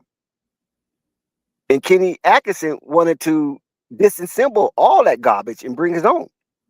So, you know, that didn't turn out right. And he was like, you know what? I'm going to do a U-turn and I'm going back up to Northern California. And the rest is history. And they haven't recovered since. Because there was some excitement about Kenny Atkinson coming in because he is known as a point guard whisperer. And so people thought he was going to unlock LaMelo to a level that we had never seen before. Even the Chino Hills version of LaMelo. People thought that Kenny Atkinson was going to, you know, take him to heights never before seen because he has a track record of improving the current level of the point guard upon when he comes in contact with him. And then that fell by the wayside. So that's even though that was a different regime under Michael Jordan, but the burden of that was inherited with this new ownership. And they still trying to fight their way out of it. But at the same time, I just think that they're not fighting hard enough. Not for the people. They're fighting for their purse strings, but not for the people. Because like I said, Michael Jordan laid out a hell of a blueprint, man. Be mediocre and cash in 3 billion strong. I mean, who wouldn't want that as a businessman and as a business model? I mean, that is a better business model than old boy from Omaha, right? You know, old boy from Omaha, Berkshire. Oh, okay. I thought you were talking about personally. The Warren owner of Buffett. Berkshire. Warren Buffett, yeah. You know what I'm saying? Look, How you gonna have a low stock that maybe that's graded at it's an echo going on somewhere. That's graded at 40%. And you rock this stock, and all of a sudden you convince people this stock is more valuable than 40%, and you end up selling it at 400%. That's unbelievable. So Michael Jordan came away, I mean, like crazy, and he still have some ownership in the Charlotte Hornets. That's crazy, man. And you don't think Rick Small and Gabe Plumpton, because Gabe Plumpton have been there. He's seen the inner workings of Michael Jordan. So he done told Rick Small, hey, man, I'm telling you, this shit worked. I've been here for 4 years, and I done seen it with my own eyes. So, you know, that's crazy, man. And this is why LaMelo's in the mire that he is right now, because they trying to recoup. They done renovated the place, and the only person that's gonna bring butts to that seat is LaMelo Ball. They don't have no other person, no Miles, no Miller, no nothing. Even if they draft the 4th pick, still, that's not exciting. The only person they got is LaMelo Ball, And that's why LaMelo Ball is not a San Antonio Spur. Sad. Yeah, this is the last thing I'll say about it because I do think it's my side that's over here echoing, so I'm gonna step off or whatever. But my thing I was gonna say about everything dealing with that, the season ain't over. Soon as draft happens, then free agency happens. I guarantee you, Charlotte's gonna have the best offseason. I'm optimistic that Charlotte's gonna have the best offseason. I think all the help is gonna come because this is the year they cash in. Other than that, like Flight, I really appreciate you allowing me to come on. Dex, Oh nice yeah, speaking to most you. definitely, man. Listen, I got to get the No Charlotte doubt. Hornets right. No Point doubt. blank No period. doubt, It's sir. getting to the point where we got to have these tough conversations. It is what it is. Everybody got their own difference of opinion, but the fact remains is LaMelo Ball needs to be in competitive basketball. So I'm to the point where I don't give a fuck how it go down. Some people got caveats on how they want it to happen. I just want them to be in the playoffs next year, competing. I don't give a fuck if it's with the Hornets or somewhere else. Let's make it go. Let's make it happen. What's your It's thought, official. Jack? No, it's official. You're right, Flight. It's official. The youthful movement of the NBA is underway. It is official. The NBA been trying to move like this for the last 3 years, and unfortunately, LaMelo has not risen to the forefront. Whether his fault or it's an organizational thing, but still, he has yet to rear his head. And the NBA, you think they're going to wait on LaMelo? So LaMelo and his camp, they got to figure out, man. Y'all just want to suck the money out of the Queen City, or do y'all want to move to other markets and expand the brand? Right? It doesn't matter where LaMelo play. His brand is global anyway. That's right. But his team members, their brand is not global like that. So if LaMelo is the leader that we think he is, then he has to be able to enhance his team as well.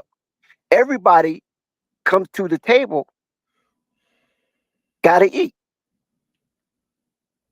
Or other than that, you don't have a team. You just have a bunch of slaves. So have LaMelo wore out his welcome in Charlotte. Is the people ready for him to go? I'm talking about the majority, not the minority. Because it's the majority the organization is going to feed, not the minority. And right now, the majority is just stuck on hope. They're still in that hope phase. They haven't woke up from that hypnotic stage of hope.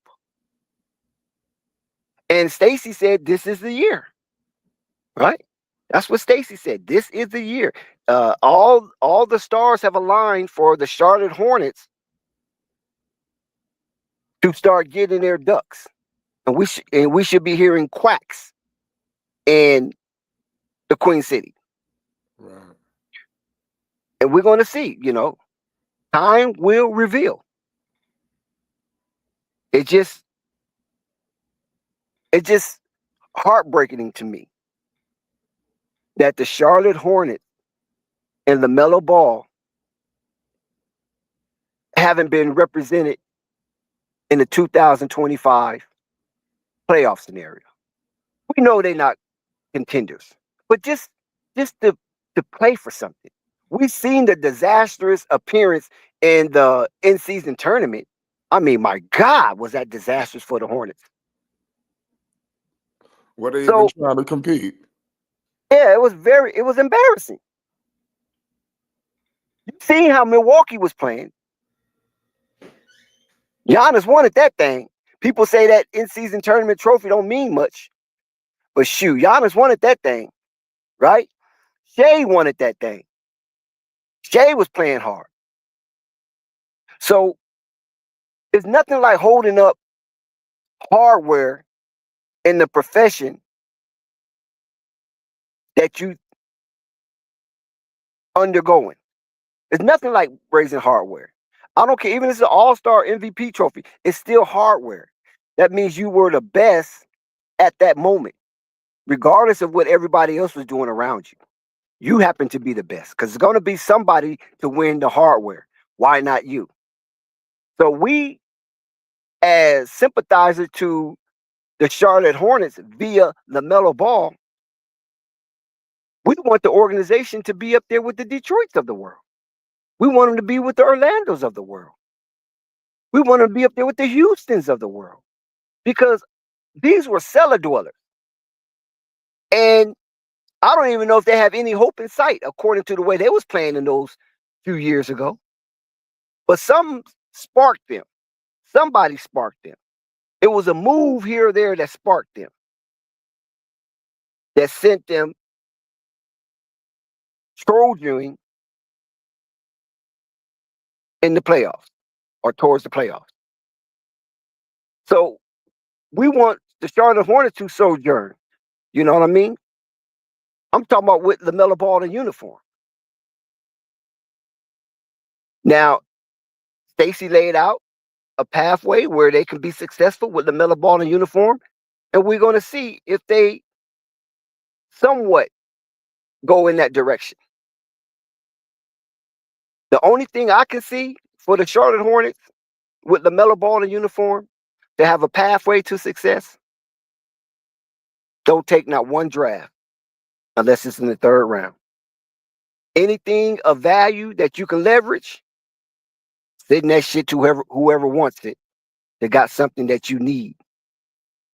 Because I believe the Charlotte Hornets right now is in imminent danger. What you mean the draft in the third round? Did you mean the second round? Well, that's all they got is the second round? Yeah. Oh, okay. Well, then bottom second round. What I'm saying is that they don't need nothing in that draft. Right. Let everybody else pump that oil. What they should do is flip whatever they have.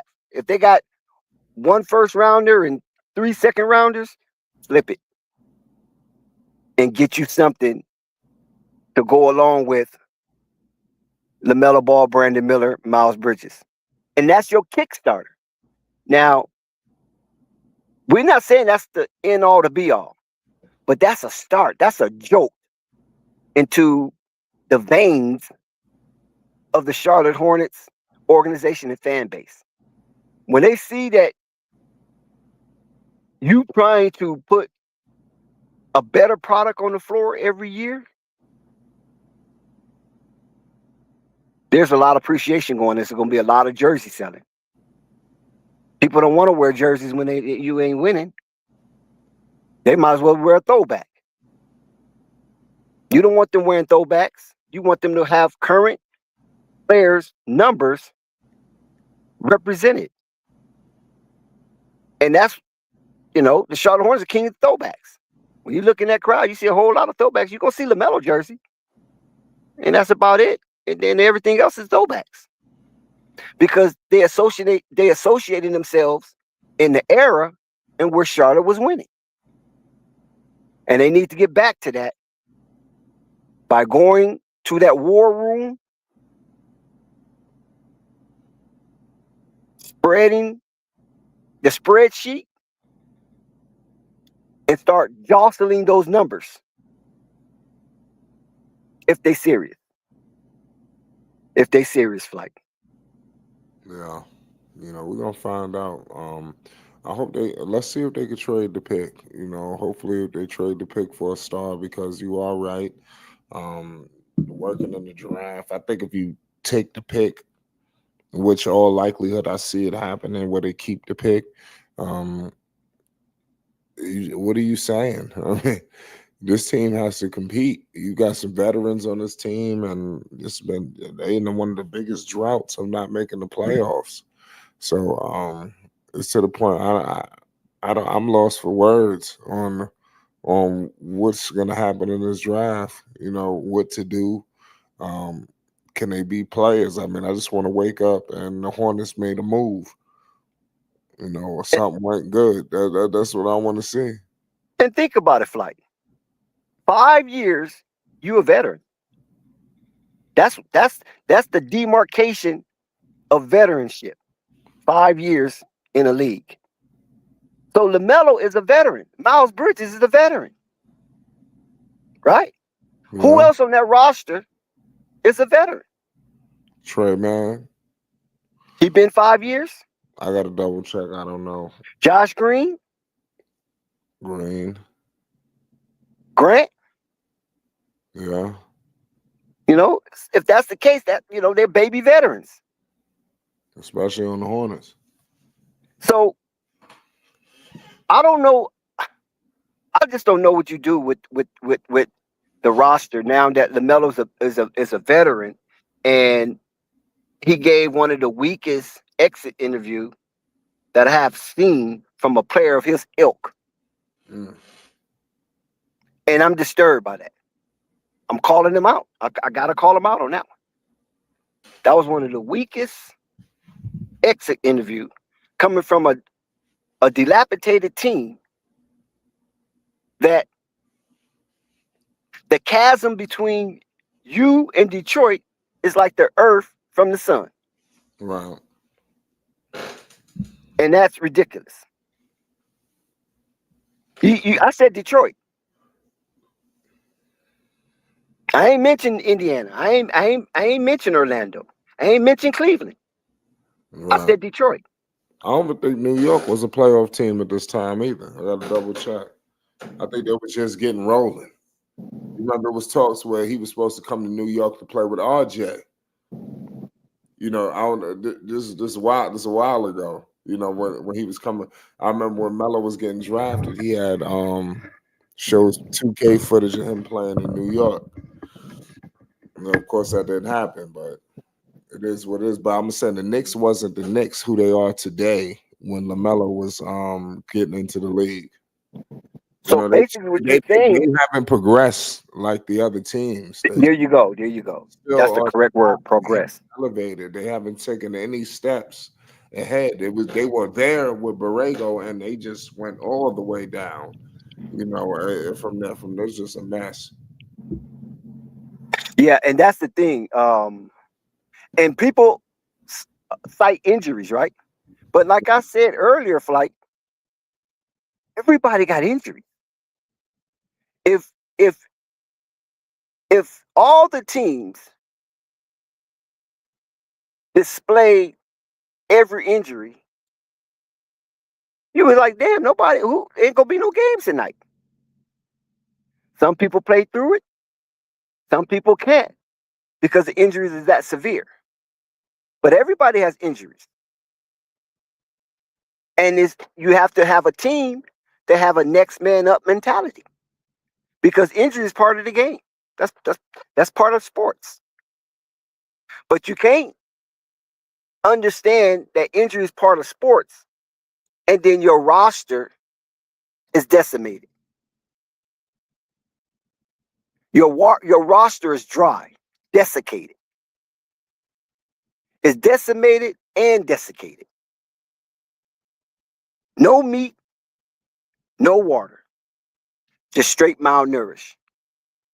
And so if one of your players go down, that's it. That's cookies. That's a wrap. Because who's going to hold the fort? So that's why you have to build a roster to be able to hold up in case of injuries. Nobody expecting to be world beaters. See, I don't want nobody to mistake me for Charlotte Hornets to be world beaters. We just want Charlotte Hornets to compete, just like Detroit competed, just like Orlando competed. We just want them to compete. And as long as you compete, the skill level is practically the same with all of the 400 NBA players. It's just who got more dog than the other. New York Knicks is showing you that right now. And the Minnesota Timberwolves, those are the two biggest dogs in the arena. We already know what OKC can do. They show that they have got over the hump by beating Denver in a 7-game. Because Denver had the experience. And OKC put on a show on that red clay in Game 7. And that locked them in as a team of destiny based on the maturation that was demonstrated against a well-formidable team, despite Aaron Gordon's toughing it out, because we talked about injuries. Aaron Gordon toughing it out. OKC's just showed that they belong. And they're being led by a young basketball player. Cade Cunningham, young basketball player. Tyrese, young. Jalen Brunson, young. Anthony Edwards, young. The youthful movement of the NBA is officially underway. This is what Adam Silver had wished for. And now we see 4 young leaders representing the championship, or the finals of their respective conference. You could say Adam Silver reached the crescendo probably earlier than expected because there's no veteran team. I mean, Denver and Boston was, I think, probably the last veteran team. You know what I mean? Everybody else was young. So, hey, man, strap your seatbelt on, have a safe drive because the youth is here and we have to accept that. You know, the old guards are fading away.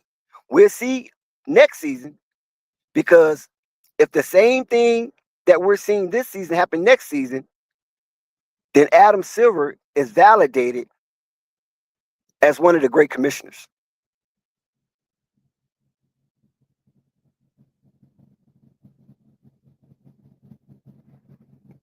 Yeah, the Clips were a veteran team, but the Clips lost early. Yeah, man. Do you want to see Lamelo with the Clippers if that was to go down, or do you got another team in mind? Well, since you said that, let me tell you this: with all the hoop loss surrounding Lamelo, I made a phone call and I asked about this is what I asked him: what the hell is going on with Charlotte and Lamelo? And of course, everybody want to play dumb. Oh, what do you mean by that? Is the Charlotte Hornet planning on trading Lamelo? Their answer was, we can't wait to welcome Lamelo home. And I said, me too. And left it at that.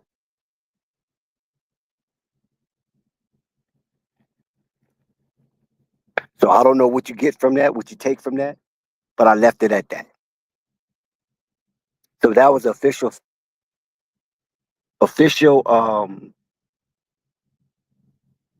response coming from his dad's camp. I can't talk to LaMelo, so I gotta talk to dad or his number one guy that blows the horn for him officially. And that was said to me. So as time go on, I probably will inquire more because maybe they don't have all the information yet. Maybe LaMelo don't even have all the information yet. You know how this stuff go. But there are indications that the Charlotte Hornets might want to get off of LaMelo and move into another direction. And that'll give them more time to rebuild. And that will give them the perfect excuse. Don't expect much this year.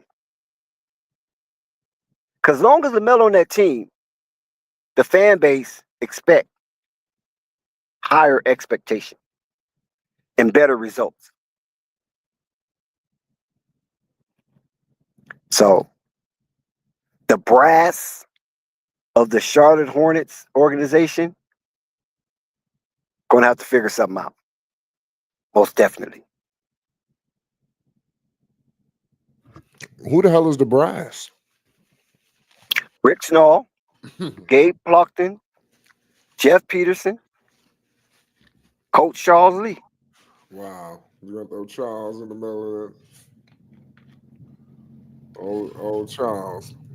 What's up with Peterson, man? Because he's a rookie too, isn't he? Yeah, I mean, he see the thing of it is that I'm gonna be honest with you, Flight. That I Mm. don't want to come hard because I'm a Laker fan. So I don't want to just come hard because I get accused of hating the Hornets and hating the people of Charlotte. They always come with some bullshit when you disagree and you come with the facts. So the thing of it is this. A lot of the Charlotte Hornets fans, the overwhelming majority, suffer from cognitive dissonance. And spread it over that is pareidolia. And the reason why I say cognitive dissonance because they see it, but they don't believe it.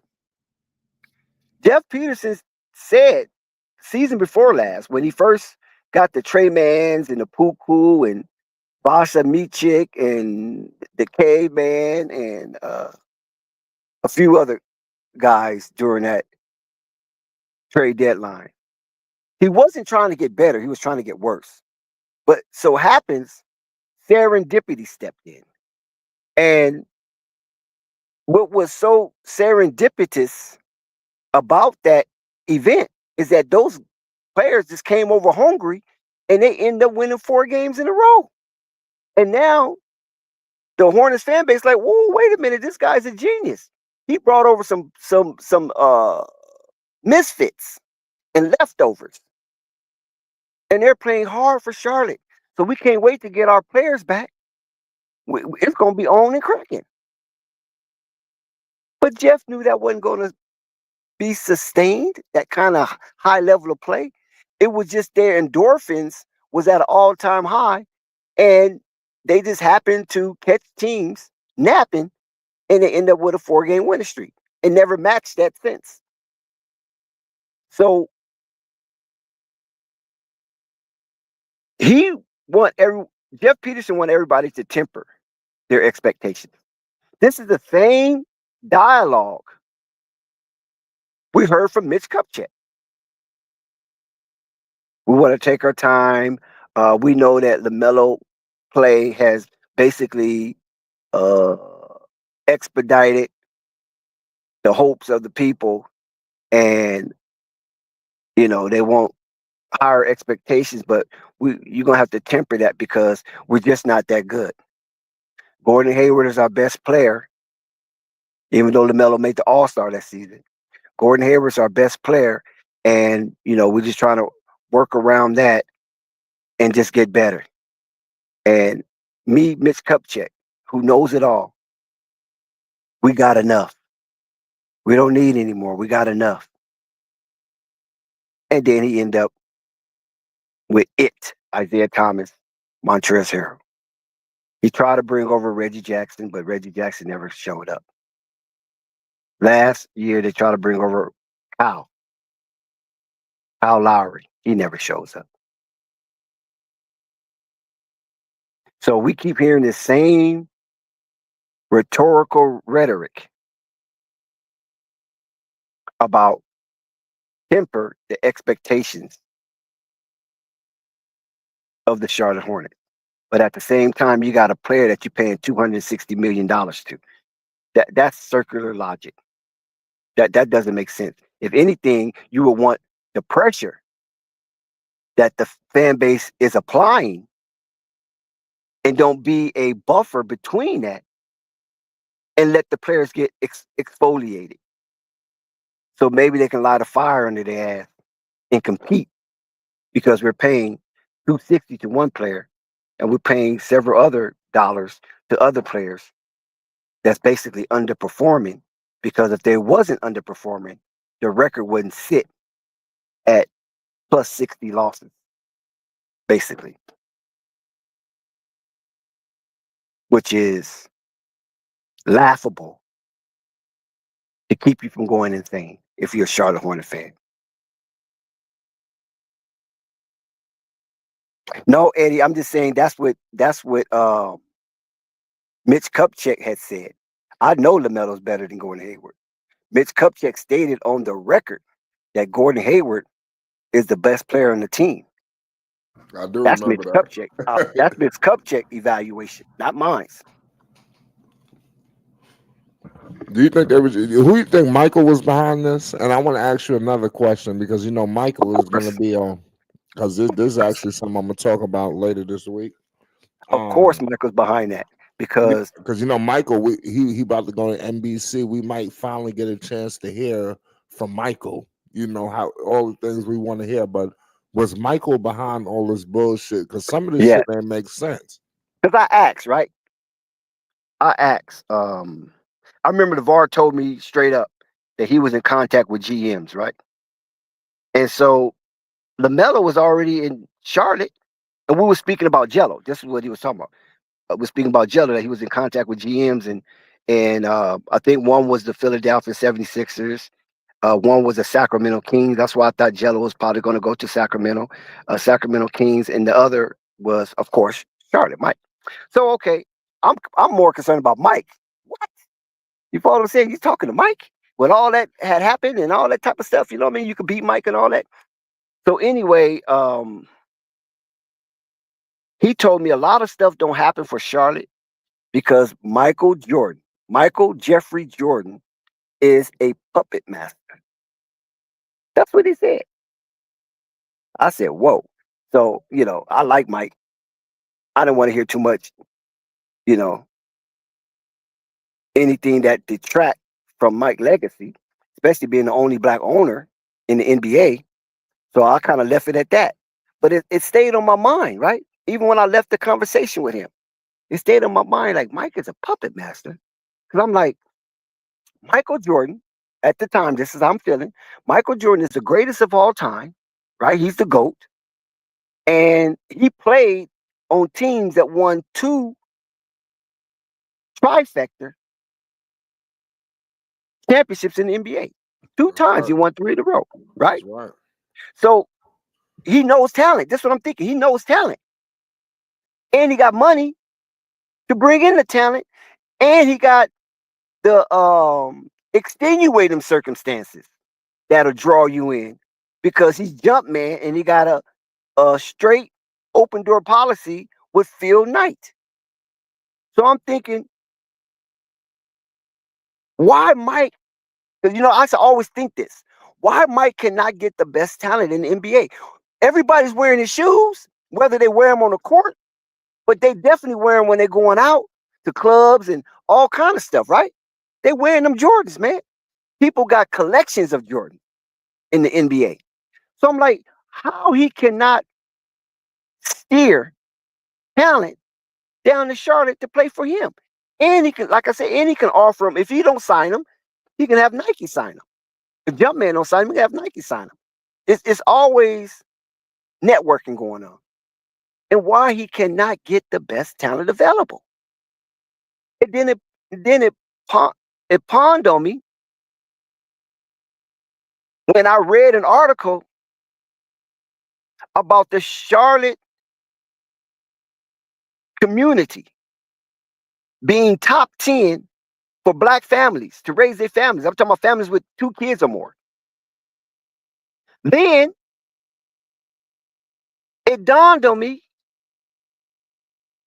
that Bank of America, their hub is in Charlotte and all of its affiliates. So I went to Wikipedia and typed in Charlotte, North Carolina. I looked at their GDP. I looked at what they produce, what they buy, the average income, the home medium, and then it had Charlotte, North Carolina, the second financial banking hub next to New York. And I was like, what the fuck? I'm like, over LA, over Chicago, over Houston, over Philadelphia. What? Even Connecticut and Massachusetts. Both of them are high money states. I'm like, what? Second, Connecticut is right next to New York, and that's the damn Wall Street. I'm like, oh my God. So I looked at it again, and it just shows so many financial institutions that I never heard of that's hubbed in Charlotte, North Carolina. So I said, oh my God. And this can't be the Panthers. It can't be the Hurricanes. I said, oh my God. Michael, this is a malfeasance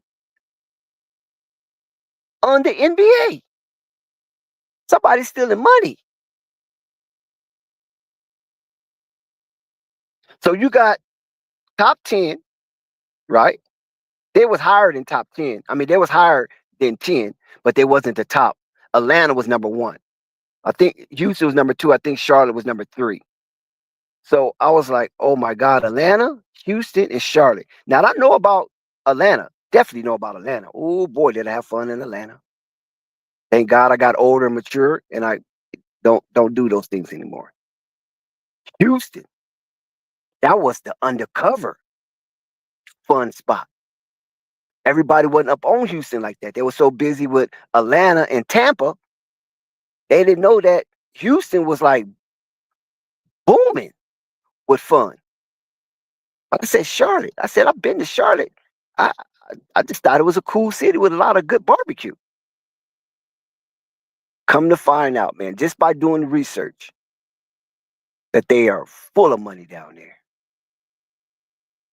Them country bumpkins, and when I say country bumpkins, I'm not talking black folks. Them country bumpkins down there on Tobacco Road, it's full of money, man. And I know a lot of it comes from slavery. I know it. Because the Carolinas was one of the last ones to release the slaves. They talk about Texas and Juneteenth, but the Carolinas, they still had slaves going.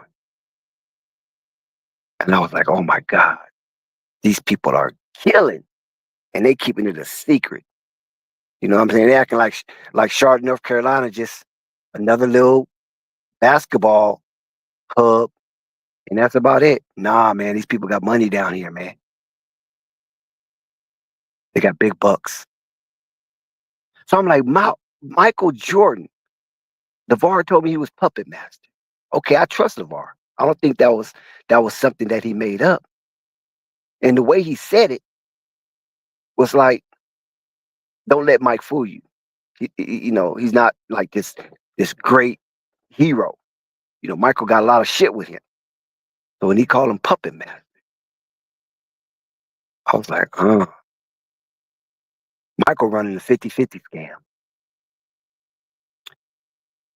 Give you a mediocre product on the floor, pressing that he's trying to make it better, but at the same time, he don't want it to get past a certain threshold because Charlotte is operating in the deep black.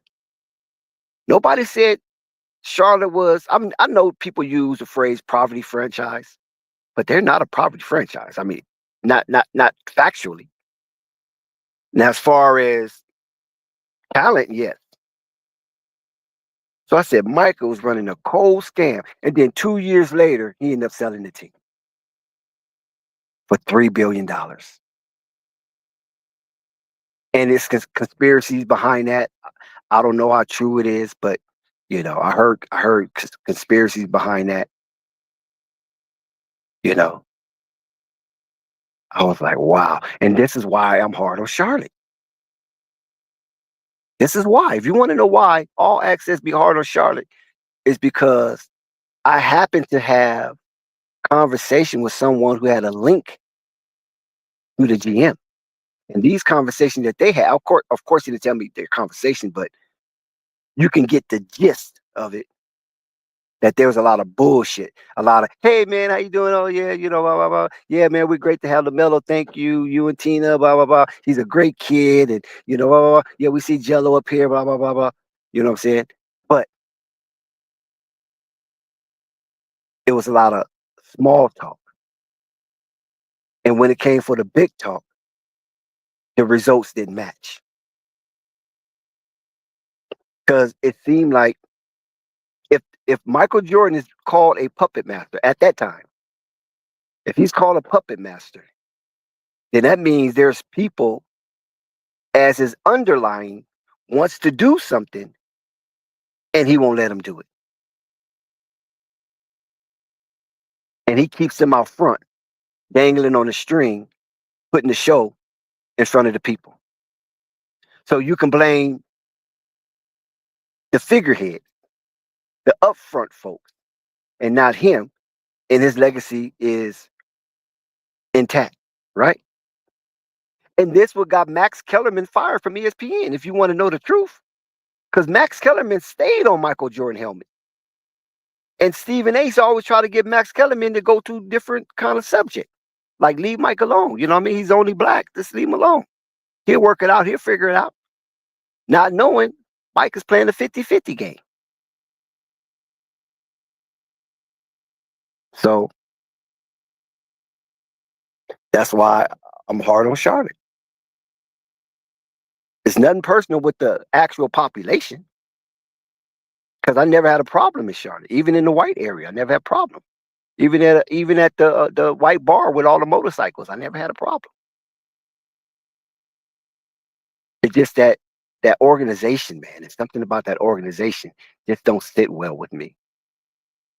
Especially once I found out how endowed the city of Charlotte is. Look how quick the North Carolina changed its stance when President Obama was the president when it came to gender access restrooms. Just think about that. Because you all know that Charlotte is yes, North Carolina is a red state, right? It turned blue with Obama, but normally it's a red state. And if it is blue, it's a conservative blue. It's not a liberal blue. It's a conservative blue. Because you have blue states that's conservative. And so they flipped. The governor at the time, he flipped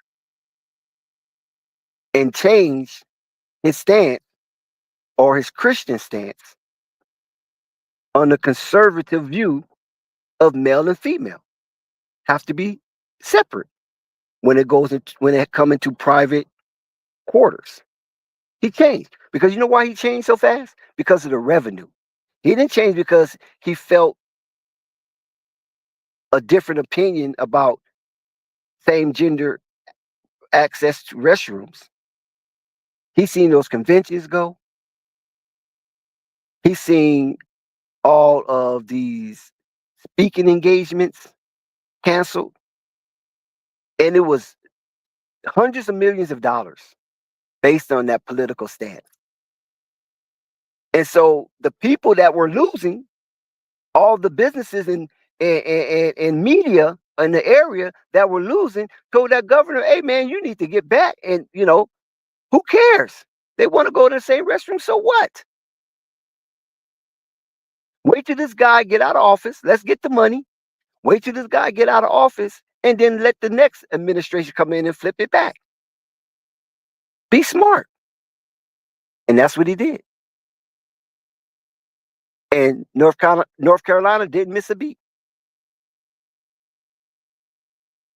Concerts, the NASCAR thing. I mean, it's a very money-making city. It's not a town, it's a city. It's a real legit city. Very green, very clean. The areas that I went to. That's why I'm hard on Charlotte. I'm talking about the Hornets. Not the city, not the county, not the state. It's the Hornets. Because I know they know better. And when you know better, you do better. So all that shucking and jiving, selling hope to the people, just don't sit well with me. I see through the smoke and mirrors. And I just pray while LaMelo is there that they just don't rotten him from the inside. Man, do I pray. Please don't rotten LaMelo, because LaMelo's a good kid, man. Don't rotten him from the inside when it comes to competitiveness and caring about where he stands amongst his peers. I don't want him to be nonchalant because it's looking like he's going into that damn direction, and I don't like it. I do not want him to be nonchalant when it comes to his peers. You can't just get pumped up on Jason Tatum because he talked about Charlotte on the Tuesday night. You can't just get pumped up on Tyrese Halliburton because he has a similar archetype of yours. Uncle motherfucking Vern. What up, Dex? What up, Dex? Hey, Dex. Hey, I hear you out here exposing Charlotte for what it truly is, huh? You left the basketball stayed over the load and get right back down to the viewpoint of it. Hey, Charlotte gonna be all right. I think, Dex. I think Hey, Uncle Vern, man, I want to shout you out, man. I appreciate you for tuning in with us tonight, huh? Right. Well, it ain't my fault. Play the show fault because I ain't been getting at you. Boy, I've been waiting for you to come through. I can't make you come on. No, we ain't gonna fuck around. We ain't fucking around. I bet. There you go. Hey, I like that. You flat. How about this? We ain't going nowhere, but I want everybody to know. Make sure y'all pull up tomorrow. We going live. Caitlin Clark, 7:00. We going straight into the Western Conference Finals. It's Flight Sports TV. You already know what it is. What's the deal?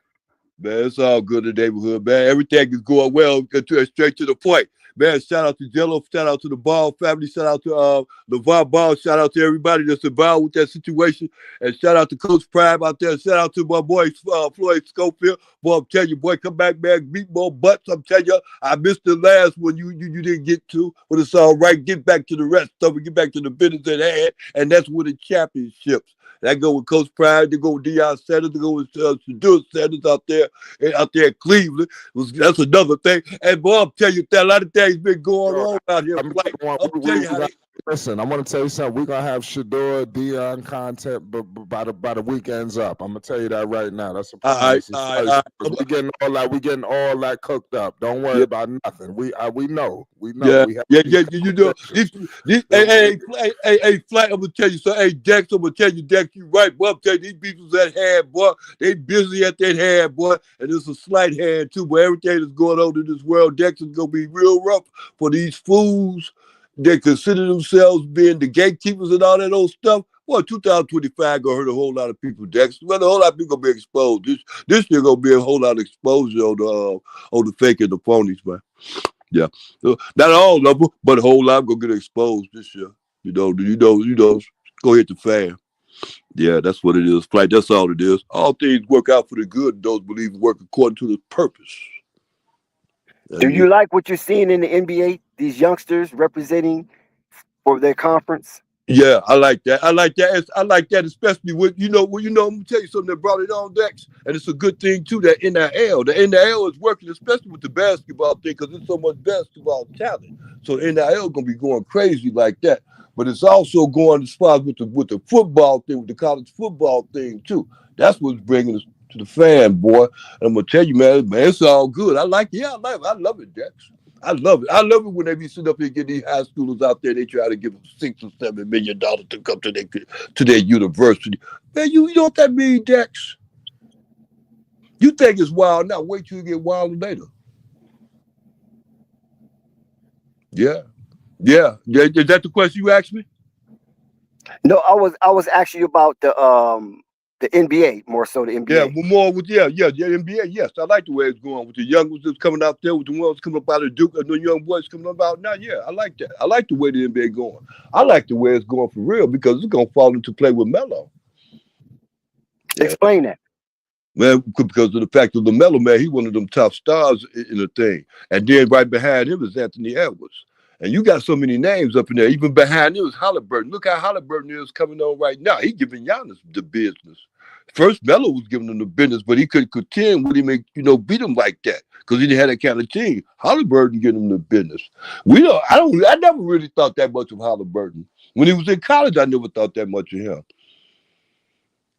Yeah, but look at there he is. Them young boys, I'm telling you, they giving them the business. With Boston, that thing with Boston would do with what's the name? Tatum. How he just jumped when he just got hurt and fell off when he got like that. Now look what the Knicks doing too. Ain't that the Knicks is playing Boston now? Yeah, I want to get your thoughts on that too. Yeah, that's over with. Oh, that's right. Oh, the Knicks did it in 5? No, the Knicks did it in 6. Oh, okay, bet. We're going to the conference final. I want to tell y'all something because I don't know if y'all been peeping the airways with New York. Because New York, I told y'all we don't know how to act. Yeah.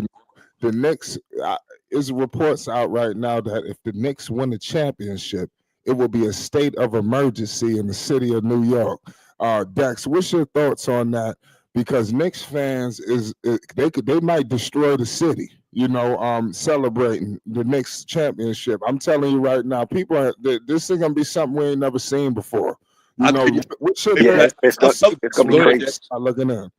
Go ahead, it's gonna be crazy, and you're gonna see a lot of fires, a lot of thrashing, maybe some looting. Listen, if they can do this, if the Rangers won the Stanley Cup, you can imagine what they do if the New York Knickerbockers win the NBA championship. They're gonna have to send the National Guard in there. They're gonna have to figure something out to keep these people under control. Yeah, they're gonna have to have a serious curfew. They're gonna be under martial law. Yo, I'm telling you, they're gonna wild the fuck out. Yo, let them go to the finals. The Knicks go to the finals. It's gonna be a movie, especially if they win it on the home court. Don't let them win the championship in New York City, man. I'm telling you. They're gonna have to send the National Guard. And they're saying it for nothing to fuck around with. They will have to send the National Guard in New York City because I'm telling you, they might destroy the city. I'm telling you. Somebody says if they lose, they would destroy. No, they're not. They ain't gonna destroy the city if they lose. They win. Man, it's gonna be crazy. Man, look how they acted when they told them to shut the city down for a few days. Right. Man, they went nuts. So you can imagine what they're gonna do with joy. It's gonna be a joyful destruction, but man, ain't that like the Knicks? Everybody got a Knicks story. I'll tell you what, it's gonna be a dystopia, right? If they win the championship, it'll be a dystopia out there. Total anarchy. No, I ain't gonna lie, man. I want to be out there with them, man. No, you don't. No, you don't. Come on now. I want to be going crazy. Stay your ass in the house. Hey, Flag, would you put money on that series? I'm talking about with the next series coming with them. Would you put money on? I ain't gonna lie. People scared to bet against New York right now. I'm telling you, motherfuckers, I got New York. Let me ask you a question. They want to talk about this Minnesota series. Everybody want to do something with that. All right, who the Knicks playing next? Knicks got Indiana. Yeah, I thought so. Halliburton, bet. Yeah, I mean, you can't sleep on Halliburton. They're gonna be all right, man. Indiana gonna be the truth, but like I said, the Knicks, man, I just think we riding that wave. Man, hey, Flag, I'm gonna tell you something for real though. In real life, for real though, because I like Nick still got Burson. You know what I'm saying? And he's nice. I like him as a floor general and everything like that. You dig? But I'm gonna tell you something. Nick's got to be real careful. And I don't know about the fans because the fans can do what they want to because they ain't winning their game and they ain't playing their game. Y'all be real careful about on the other side. If the Knicks got it like that, because you can see a champion, you can hope a champion come up out of there, but 9 times out of 10, you can see a dog and then come up in there. And just because, like I said, Boston, they took a loss when dude went down like that flight. Just because, it looked good like that for the Knicks, that's a blessing. But it's coming up against now Indiana, Look, you give what they should do, and New York should start giving other teams their respect. Because they ain't had it like that. They ain't had it like that in a long time. So they forget how to be a champion. To be a champion, you got to kill yourself as such first. I ain't gonna lie, man. They call me crazy, but I think the Pacers, man, we're gonna do the Pacers in. I want to see it. I want to see because I don't like what the Pacers. Listen. I don't like what the Pacers did to the Bucks. But go ahead, Flight. Yeah, that's what I'm saying. The Pacers, they're frauds. You know, they played a lot of hurt teams. Now they're gonna go against the Knicks, and we're 100% healthy. I expect the Knicks to jump on their ass and beat them 2 games in a row at home. And if that's the case, we're gonna beat them either in the sweep or a gentleman's sweep. You know, I think Indiana don't know what they got coming. You know, that's all I'm gonna tell you. I got you, Flat. I agree with that. I'm with that because I don't, like I said, I ain't with I ain't with the. They beat us in 7 games last year. We all was hurt. The Knicks. Yeah. Hey, Frank, what you think they were gonna do with Giannis? What you think they gonna wind up doing with him? You don't know, huh? No, man. He gonna get traded. I mean, that's what's gonna happen. I mean, that's evident. Right. You know, dude gonna get traded. You know, that's point blank. Right. And I see that happening, you know, sooner than later, believe it or not. There's too much going on, you know, to not think that he won't be moved. Right, exactly. I agree with you. So it's all about where, you know. Yeah, I agree with you. Well, Milwaukee gonna do it. They're gonna do him a solid. They want to trade him. Well, they want to do whatever he want to do. Right. He gonna be quiet about it. He gonna let them do their work. They're gonna send him where he want to go. I'm pretty sure they will accommodate Giannis. Yeah, I say he want to go somewhere where maybe the return might not be the best. They'll work around it. Well, hey, now that you take that off the conversation, but what you think they gonna do with Lamelo out there? Charlotte did. No, man. Where do we start? I mean, like I said, you got a draft coming up. I can only wait and see. You know, what I think they're gonna do with him is possibly make him waste another year. You know, playing on the team that's not competitive. Yeah. So I remember Mitch Kupchak said everything we need is in the system. You know, he said that with so much confidence, I almost believed him. You know, they didn't have shit in the system, man. You know, they need serious help. So guys like Miles Turner, Pascal Siakam. Yeah. Yeah, I don't see too much future with Lamelo out there in Charlotte anyway, but I see him getting paid, and there ain't nothing wrong with that. You know what I'm saying? But I don't see too much of a winning process. They they keep it young. They just young. And then the ones they do have that got dogs in them, they leave and they go to other teams. Right. Like old boy that's out there in Minnesota. When they had him out there in Charlotte, he was nice. They let him go. But he out there in Minnesota now. Which one is that? I think that number 3 or something like that in Minnesota. That was not the guard, but they're like forward. That wasn't the same McDaniels, was it? No. Hey, y'all, that ain't the same one? Hell no. Oh, he didn't play with the Charlotte Hornets? That's another McDaniels. Oh, what did they brothers? Oh, okay, they just got the same. I don't know if they're brothers or not. I know it's Jalen. I know last time I remember him, he was on Philly. Oh, okay. All right, my bad. That's Jalen McDaniels. I assumed that was him. Yeah, okay. Yeah, I was like, yeah, how come they let him go? Why they let him go? Dude got game. Yep. Yeah, I don't know what Charlotte gonna do neither. Fight. Yeah, shout out to Jello Ball. Boy, I ain't talk to you in a minute though, Frank. Shout out to Jello Ball for signing that contract with the record company. Boy, I'll tell you, Frank, it's going on in this world, boy. And he come out, boy, I be playing that song all the time, Frank.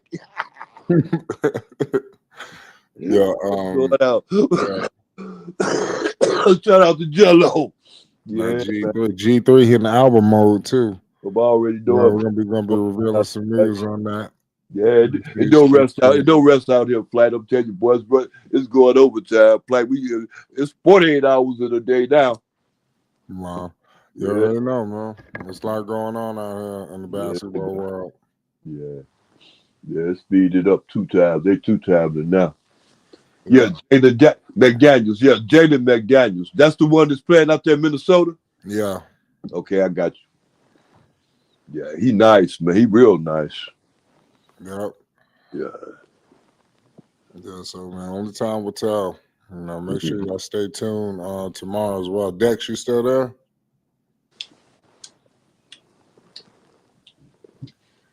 Dex will probably be back with us. Yeah. But yeah, there's a lot going on out here, man. To break down. What I do want to let y'all know is make sure y'all stay tuned. You know, because we got a lot of things coming up.